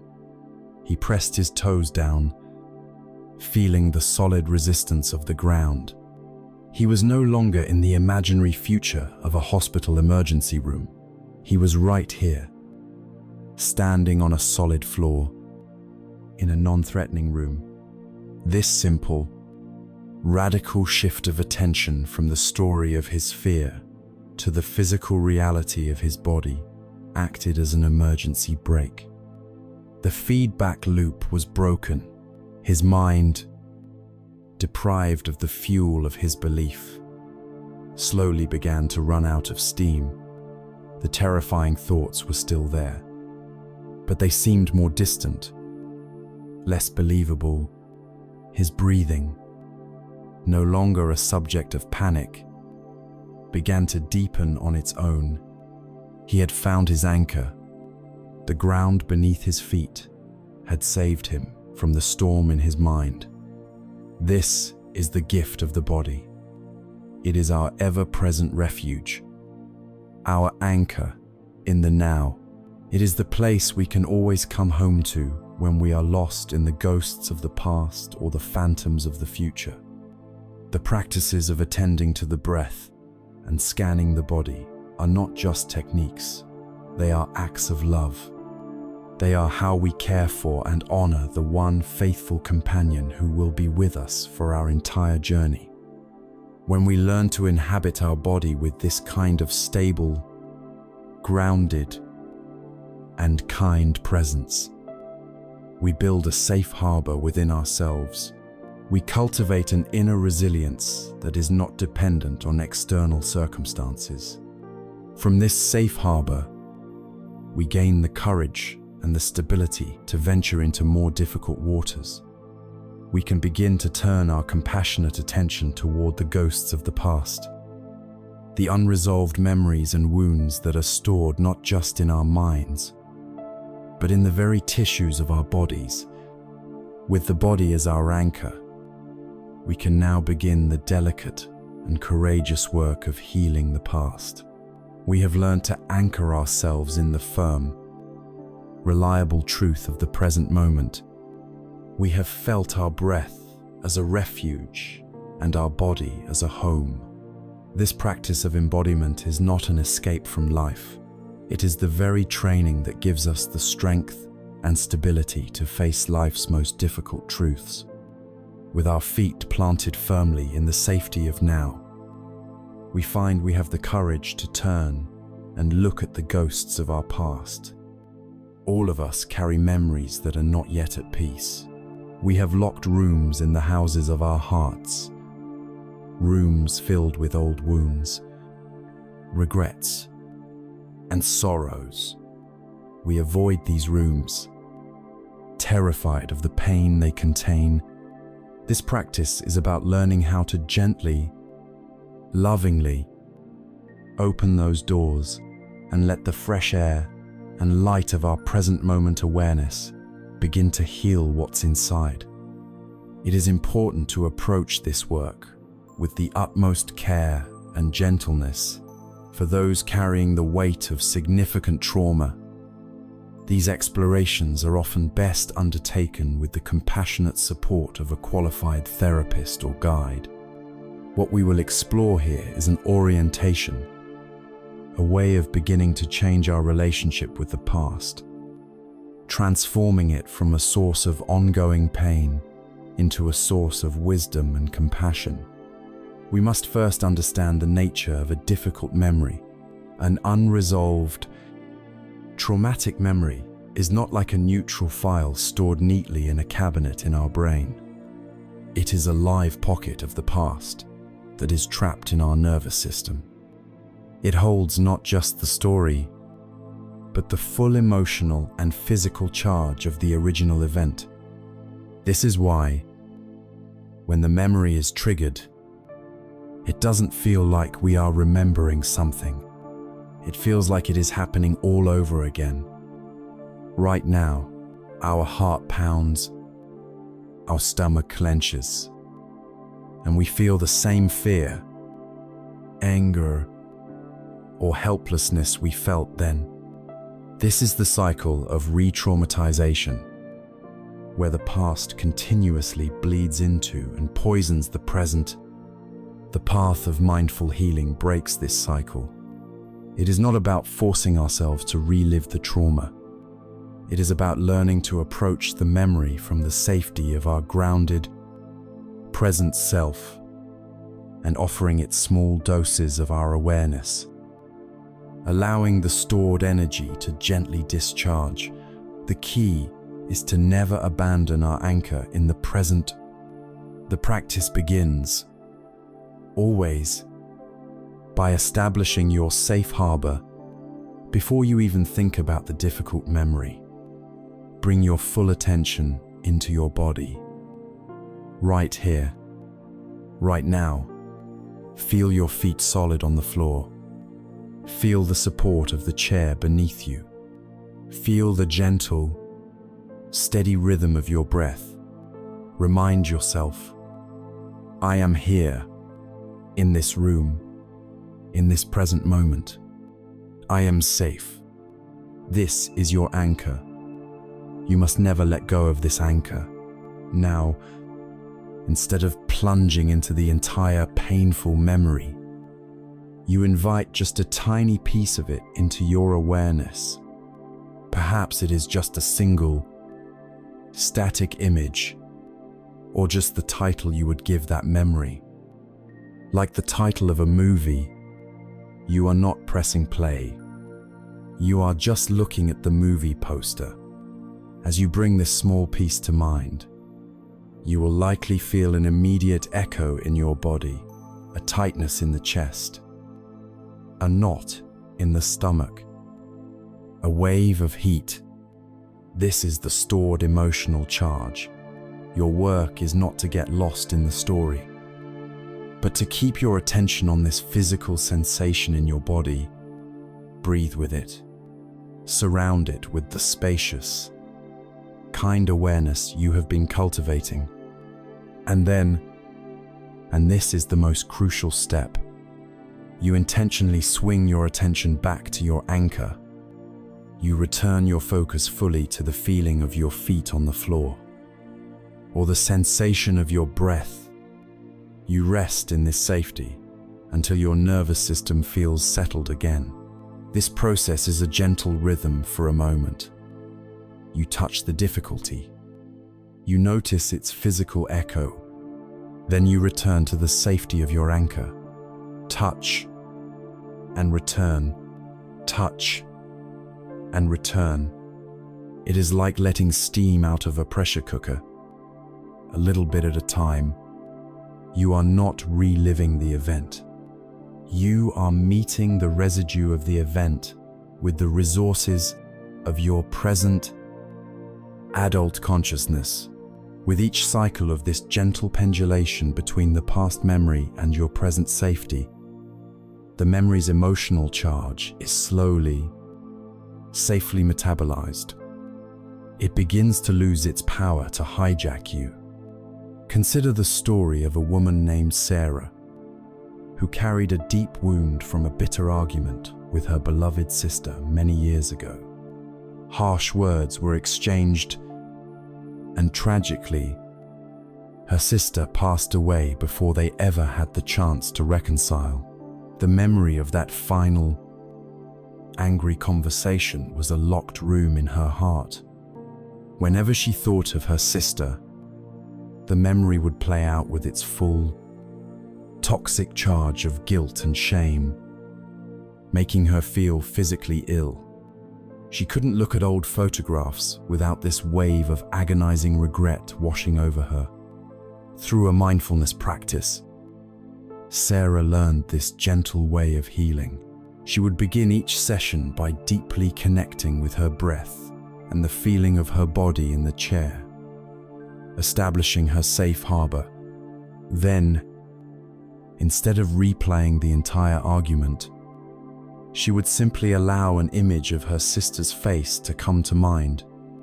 Immediately, she would feel a sharp pang of grief in her chest. Her old habit would have been to spiral into the story of her own failure. But now, she did something different. She kept her attention directly on that physical pang, breathing with it, holding it with a gentle, spacious awareness. After a few moments, she would intentionally return her full attention to her breath until she felt calm again. She continued this practice for many weeks. Slowly, she noticed a change. The memory was still sad, but the sharp, toxic charge of guilt was beginning to soften. She had created enough inner space to do something new. She sat down and wrote a long letter to her sister, pouring out all the love, the sorrow, and the regret she had held inside for so long. Reading it aloud was an act of profound release. Then she did something even more radical. She imagined her sister's deep love for her, and she wrote a letter of forgiveness back to herself. In the voice she imagined her sister would use, it was a letter of understanding, of love, of grace. Through this process, the wound was not erased, but it was transformed. The memory was integrated. Sarah could now look at photographs of her sister and feel the clean, pure ache of love and loss, without the agonizing poison of guilt and shame. The locked room in her heart had finally been opened, and the light of her own compassion had been allowed to enter. Sarah's story shows us the vital role of forgiveness in this healing work. Forgiveness is not about condoning the harmful actions of others or even of ourselves. It does not require reconciliation with another person. who may be unwilling or unable to meet us. Forgiveness is a profound, internal act that we do for our own sake. It is the decision to stop carrying the heavy burden of resentment and blame. It is canceling a debt that was never going to be paid, not for the other person's benefit, but so that we are no longer chained to the past. It is the final, decisive act of putting down the heavy bags so that we can walk freely and lightly in the present. By making peace with our inner world, by gently unlocking the doors of our past, we liberate an immense amount of energy that was previously consumed by holding unresolved pain in place. This newfound energy and presence does not need to stay locked inside. It can now be brought out into the world around us. Having done this deep, internal work of healing, we can now ask, how do we carry this mindful, compassionate awareness into the simple, mundane activities of our everyday lives? How do we transform the acts of eating a meal, walking down the street, or listening to a friend into profound practices of awakening? We now move from the inner world of memory to the bright, vivid, outer world of mindful living. We have done the deep and courageous work of turning inward. We have sat with our pain, opened the locked rooms of the past, and learned to tend to our own hearts with kindness. This inner work is the foundation, but a foundation is built for a house to be lived in. The purpose of our practice is not to create a permanent, blissful sanctuary that is separate from the world. The purpose is to learn how to carry that sanctuary within us, out into the messy, beautiful, and demanding world of our everyday lives. We now move from the formal practice of meditation to the living practice of mindfulness, learning to weave awareness into the very fabric of our day. There is a common misconception that meditation is something you do for 20 minutes on a cushion in the morning, and then you get on with your real life. This is like thinking that going to the gym is only about the time you spend lifting weights. The real purpose of lifting weights is to be strong, healthy, and capable in everything you do outside the gym. Formal meditation is the gym for your mind.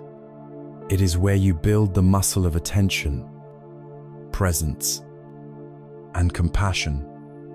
Mindful living is when you use that muscle throughout your day, your kitchen, your car, your office. These become your new meditation halls. Most of us live our lives on autopilot. We drive to work and arrive with no memory of the journey. We eat a meal while scrolling through our phone, without tasting a single bite. We have a conversation with a loved one while our mind is 1,000 miles away, planning our to-do list. We are physically present, but mentally, we are ghosts, haunting our own lives. Mindful living is the simple, radical act of turning off the autopilot. It is the conscious choice to show up for your own life, to be fully present for the moments that constitute it, no matter how mundane they may seem. Let's start with one of the most basic human activities, eating. We can transform this from a mindless act of refueling into a rich, grounding, and pleasurable meditation. Try this with your next cup of tea, or a single piece of fruit. Before you even take a bite, simply look at it. Notice its colors, its shape, its textures. See it as if you have never seen it before. Then, hold it in your hands. Feel its weight, its temperature. Bring it to your nose and smell its aroma. Then, take the first bite, but chew slowly. What are the first explosions of taste? Sweet, sour. Notice the texture in your mouth. Try to resist the urge to immediately take another bite. Simply be present with the full sensory experience of this one. When you do this, you are not just eating, you are in a deep, intimate communion with your food. And with the present moment, consider the act of walking. We usually walk with a destination in mind, rushing from point A to point B, our bodies on the move while our minds are lost in thought. Mindful walking turns this simple act into a profound practice. As you walk, bring your attention to the physical sensations. Feel the solid ground beneath your feet. Notice the subtle shifting of weight from one foot to the other. Feel the rhythm of your body moving through space.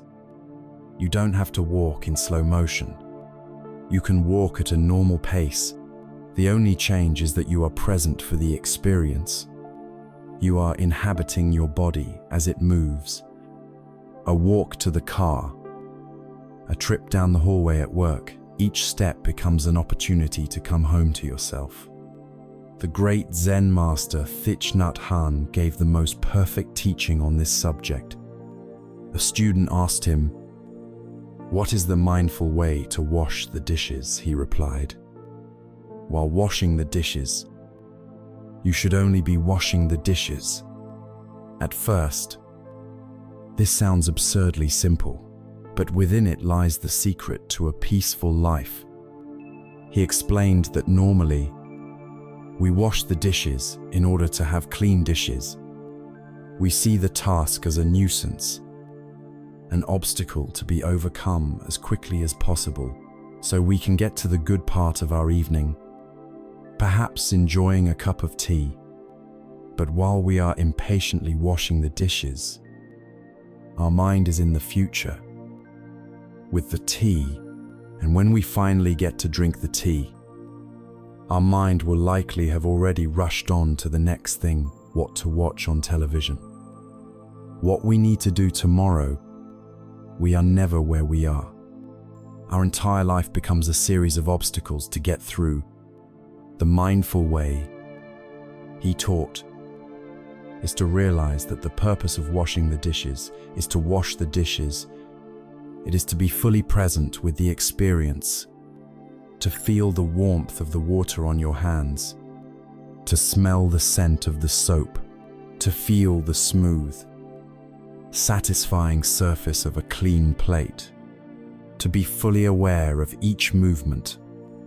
In this state of presence, washing the dishes is no longer a chore, it is a miracle. It is a moment of being fully alive. If you are incapable of being happy while washing the dishes, you will be incapable of being happy while drinking your tea. Peace and joy are not found in the destination. They are found in the quality of attention you bring to the journey. This principle extends to our interactions with others, especially in the act of listening. How often do we truly listen? Usually, we are simply waiting for our turn to speak. We are formulating our response, preparing our argument, judging what the other person is saying through the filter of our own opinions. Mindful listening is the revolutionary act of setting your own agenda aside and offering the other person the full, undivided gift of your presence. You listen not just to their words, but to the emotions underneath the words. You notice their tone of voice, their body language. You simply receive, without needing to immediately react, fix, or advise. This quality of attention is one of the most profound acts of love and respect we can offer another human being, and it can transform the quality of our relationships. To help us return from distraction throughout the day, we can create what Thich Nhat Hanh called bells of mindfulness. We can choose any recurring event in our day to be our reminder. It could be the ringing of the phone, stopping at a red light, hearing a bird sing, or the top of each hour. When this bell sounds, it is our signal to pause. We stop what we are doing, and we take one conscious breath. We breathe in, and we know we are breathing in. We breathe out, and we know we are breathing out. For just that one breath, we come back home to our body. This simple practice punctuates our day with tiny islands of presence, preventing us from getting lost on the ocean of autopilot for hours on end. The ultimate goal of our practice is not to become a good meditator. It is to dissolve the artificial wall between our spiritual life and our real life, until they become one and the same. It is to infuse the totality of our existence, washing the dishes, driving the car, listening to a friend, feeling the rain on our skin with the vibrant, awake, and compassionate quality of our full presence. When we begin to bring this quality of non-judgmental attention into the fabric of our days, something remarkable begins to happen in our interactions with the world. The space we cultivate within ourselves starts to manifest as a space between ourselves and others, a space between stimulus and response. This space is the birthplace of wisdom, and it allows us to move from a life of unconscious reaction to one of conscious, skillful response. This is the ultimate freedom. We have now learned to bring our practice off the cushion and into the world, weaving mindfulness into the fabric of our daily activities. We have discovered that washing a dish or walking down the street can be as profound a meditation as sitting in silence. When we begin to live this way, with a more consistent quality of presence, we start to notice its most significant and life-altering effect. It fundamentally changes our interactions with others and with life itself. We begin to discover a hidden power, a secret space that has been there all along, but which we were moving too fast to see. Most of us live in a state of automatic reaction. Our life is a series of stimulus and response reflexes. Like a doctor tapping our knee with a rubber hammer, an insult is thrown at us, stimulus, and our leg jerks with a retaliatory insult reaction. A driver cuts us off in traffic, stimulus, and our hand jerks to the horn. Our voice jerks to a curse, reaction. Our phone buzzes with a notification, stimulus, and our arm jerks to pick it up. Our mind immediately hijacked from the present moment, reaction. In this mode, we are not truly free. We are living like complex machines, a bundle of conditioned habits and emotional reflexes built up over a lifetime. We are living at the mercy of external events. The great psychiatrist and Holocaust survivor, Viktor Frankl, wrote what is perhaps one of the most important sentences of modern psychology. Between stimulus and response, there is a space. In that space is our power to choose our response. In our response lies our growth and our freedom. This space is the most precious real estate in the universe. It is the home of our wisdom, our compassion, and our humanity. The entire practice of mindfulness we have been cultivating can be understood as the art of finding, inhabiting, and widening this sacred space. Let us be clear about the difference between a reaction and a response. A reaction is unconscious, immediate, and born from our past conditioning. It is the domain of our primitive, survival-oriented brain. It is defensive, emotional, and often escalates a difficult situation. When we react, we feel as though we had no choice. A response, on the other hand, is conscious. It arises from that space of awareness.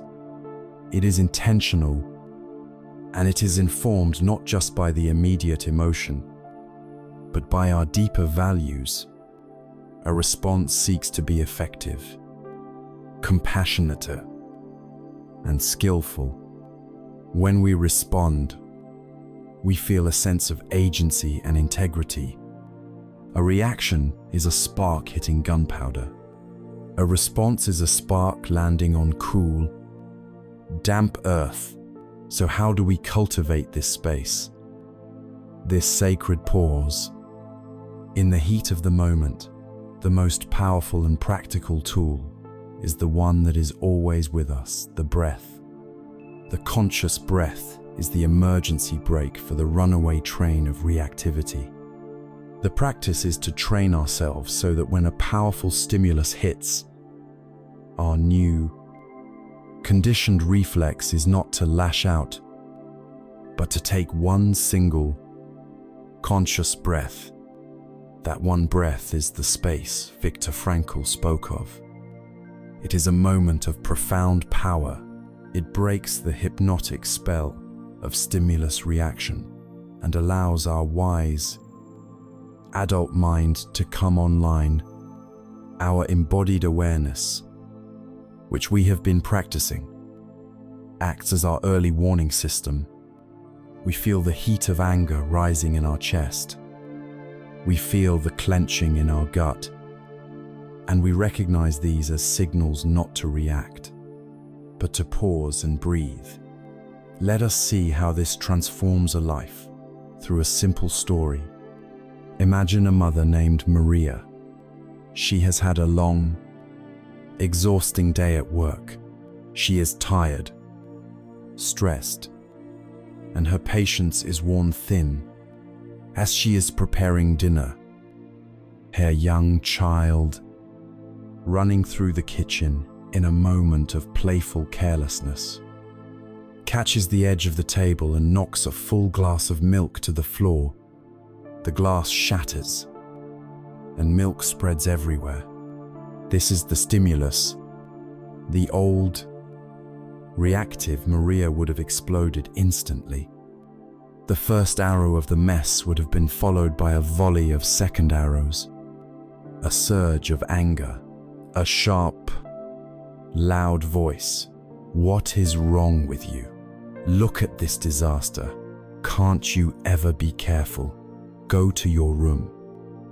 Right now, this automatic reaction would have terrified her child, flooding his little body with shame and fear. It would have taught him that mistakes are dangerous and lead to anger and rejection.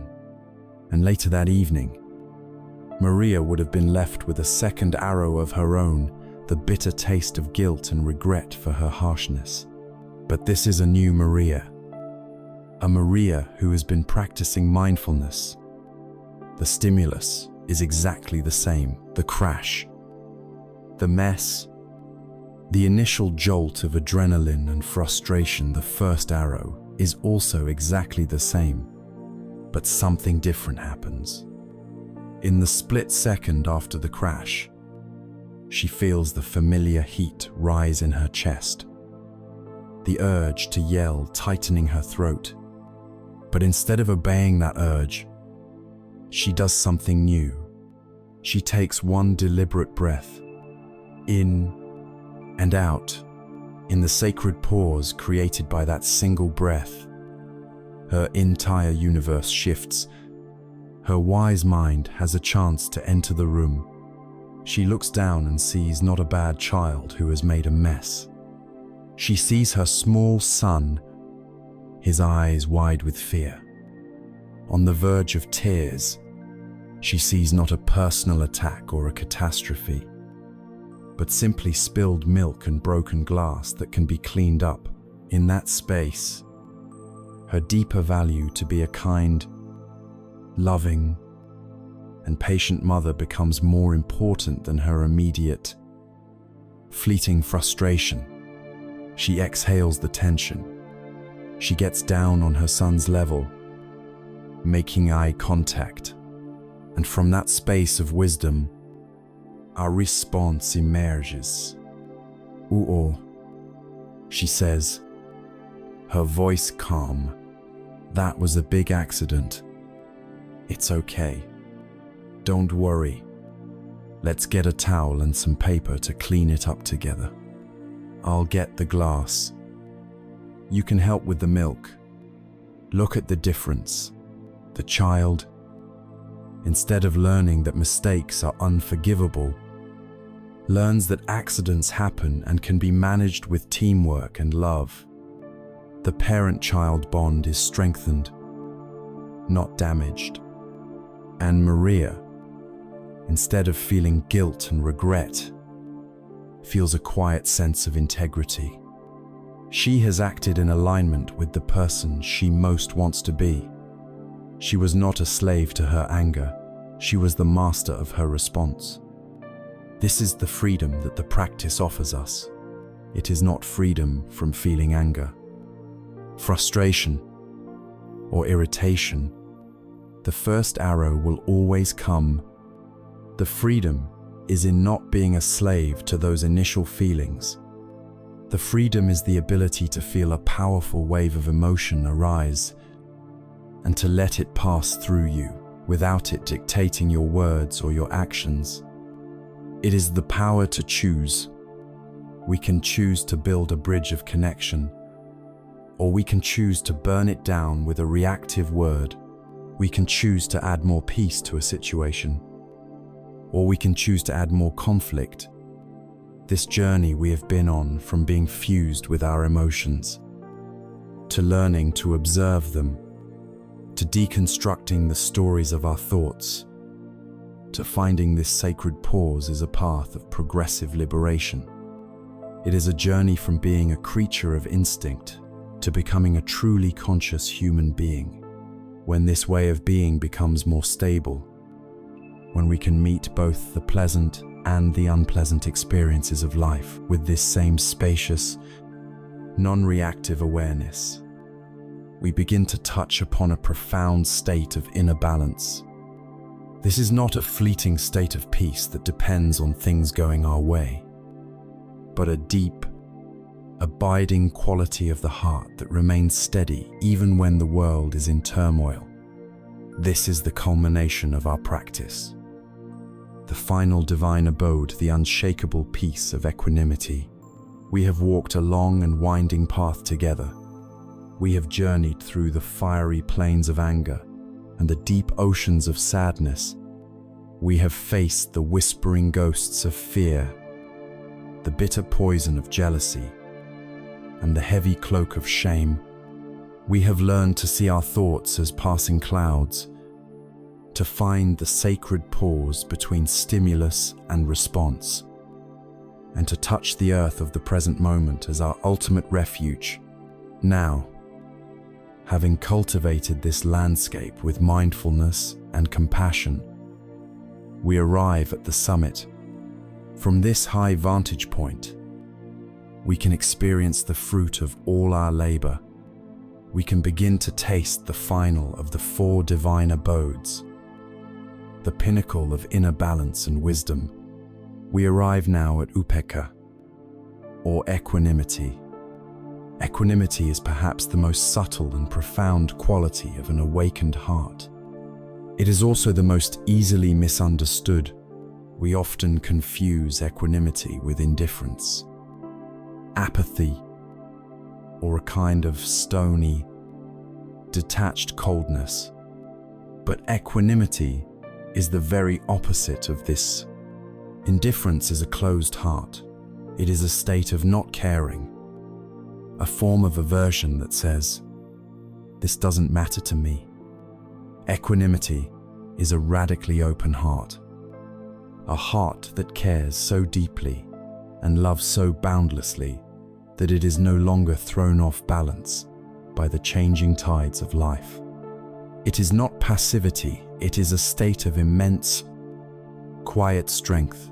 It is not suppression of emotion. It is a spaciousness so vast that it can hold all emotions without being consumed by them. Imagine the ocean. On the surface, life is in constant motion. There are great, crashing waves of joy, deep troughs of sorrow, choppy seas of agitation, and moments of glassy calm. The person without equanimity lives only on this surface. Their happiness is completely dependent on the weather. When the sea is calm, they are happy. When a storm rolls in, they are terrified and miserable, tossed about by every wave. The person of equanimity, however, knows that they are not just the surface, they are the entire ocean. They know that no matter how turbulent the waves on the surface may be, the great depths of the ocean remain perfectly still, silent, and undisturbed.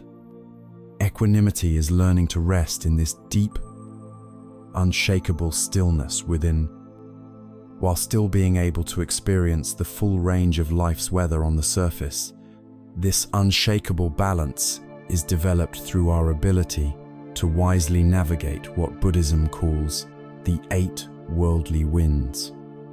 These are the 4 pairs of opposites that blow through every human life, constantly threatening to push us off center.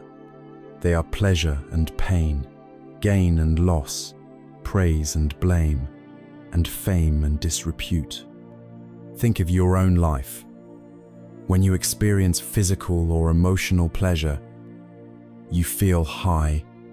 When you experience pain, you feel low. When you gain something, you desire money, a relationship, a new possession, you are elated. When you lose something, you are dejected. When someone praises you, you are inflated with pride. When someone blames or criticizes you, you are deflated by shame. When you gain a good reputation or a moment of fame, you feel important. When you are ignored or spoken of poorly, you feel insignificant. The ordinary person is like a weather vane, spinning wildly in whichever direction these winds are blowing. Our inner peace is held hostage by external conditions, but the person of equanimity is like a great, ancient mountain. The winds of pleasure and pain, gain and loss, praise and blame still blow against it. The mountain feels the warmth of the sun and the chill of the storm. It is not numb to the winds, but the mountain itself is not moved. It does not become arrogant when the wind of praise blows, nor does it crumble when the wind of blame howls. It remains grounded, solid, and still, allowing all the winds to come and go. It knows that its fundamental nature is not determined by the weather of the moment. So how does this profound stability arise? It is not a magical state we stumble into. It is the natural culmination of all the wisdom we have been cultivating. Equanimity grows directly from the soil of our understanding. It arises from a deep, experiential understanding of impermanence anicca. When you know, not just as an idea but in your bones, that all things are in flux, you stop clinging so tightly. You can enjoy praise, knowing it will pass. You can endure blame, knowing it too will pass. You can experience gain with gratitude, not grasping, and face loss with grace, not despair. This wisdom of impermanence is the great protector against the turbulence of the 8 worldly winds. It arises from a deep understanding of no self anatta. when we truly see that there is no solid, separate, unchanging I at the center of our experience, the winds lose their target. Who exactly is being praised? Who is being blamed? These become simply words, sounds, and ideas appearing in a field of awareness. They are no longer taken as ultimate verdicts on our core self-worth, because we have seen that this core self is an illusion. This depersonalization of life's events is a direct path to immense peace, and it arises from a deep foundation of love and compassion. When our heart is filled with care for all beings, our personal dramas shrink in importance. In moments of personal success, compassion prevents us from becoming arrogant, because we see all the beings who are struggling. In moments of personal failure, compassion prevents us from falling into self-pity, because we see our own struggle as part of the shared human condition. A compassionate heart is a balanced heart. Let us bring this down to a practical level. Imagine you receive some harsh and unfair criticism from a supervisor at work. Without equanimity, your reaction might be a storm of defensiveness, anger, and shame. You might spend days ruminating, plotting your revenge, or sinking into self-doubt. With equanimity, the experience is different. The first arrow of the criticism still stings. You are not a robot, but you remain centered. You have the inner space to hear the words without being shattered by them. You can look at the feedback with a calm and discerning eye. You can ask, is there any truth here that I can learn from? If there is, you can absorb the lesson with gratitude, without it destroying your sense of self-worth. If there is no truth, you can see that the criticism is simply a projection of your supervisor's own stress or misunderstanding, and you can let it go without needing to hold a grudge or launch a counterattack. This is wisdom in action. This is freedom. Equanimity is the ultimate fruit of this entire path. It is the quiet confidence of a heart that has found a peace that is not dependent on whether the sun is shining or the rain is falling. It is a state of profound trust in the flow of life, a deep relaxation into reality as it is. It is the natural radiance of a mind that is clear and a heart that is open. It is the stillness at the center of the spinning wheel. Having reached this summit, having tasted this unshakable peace born of wisdom and love, our long journey through the intricate landscape of the mind is now complete. We have traveled from the tangled forests of our emotional reactions, through the challenging terrains of past wounds, and into the clear, open sky of awareness. We have seen the path from suffering to liberation.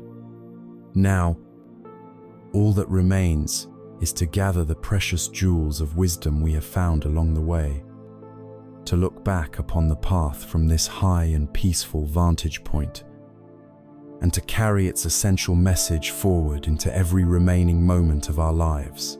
Our journey together is now coming to a close. We have traveled through the vast and intricate landscapes of the human mind, from the fiery plains of anger to the deep, still oceans of equanimity. We began as prisoners, tossed about by the storms of our own emotions. Believing we were the storm, we learned to see that we are not the passing clouds, but the vast, open sky in which all weather unfolds. We saw that we are not the turbulent waves on the surface, but the silent, unshakable depths of the ocean itself. we discovered the profound secret of the second arrow, the realization that most of our suffering comes not from life's initial difficulties, but from the stories of blame and fear we tell ourselves in their wake. We learn to watch these stories, to see our thoughts as thoughts and not facts. And in doing so, we found the key to our own freedom. We found the sacred pause, that precious space between what happens to us and how we choose to respond. And we realized that within that space lies our power, our growth, and our integrity. We learned that the locked rooms of the past can be gently opened, not to relive their pain, but to bathe them in the healing light of our present, compassionate awareness.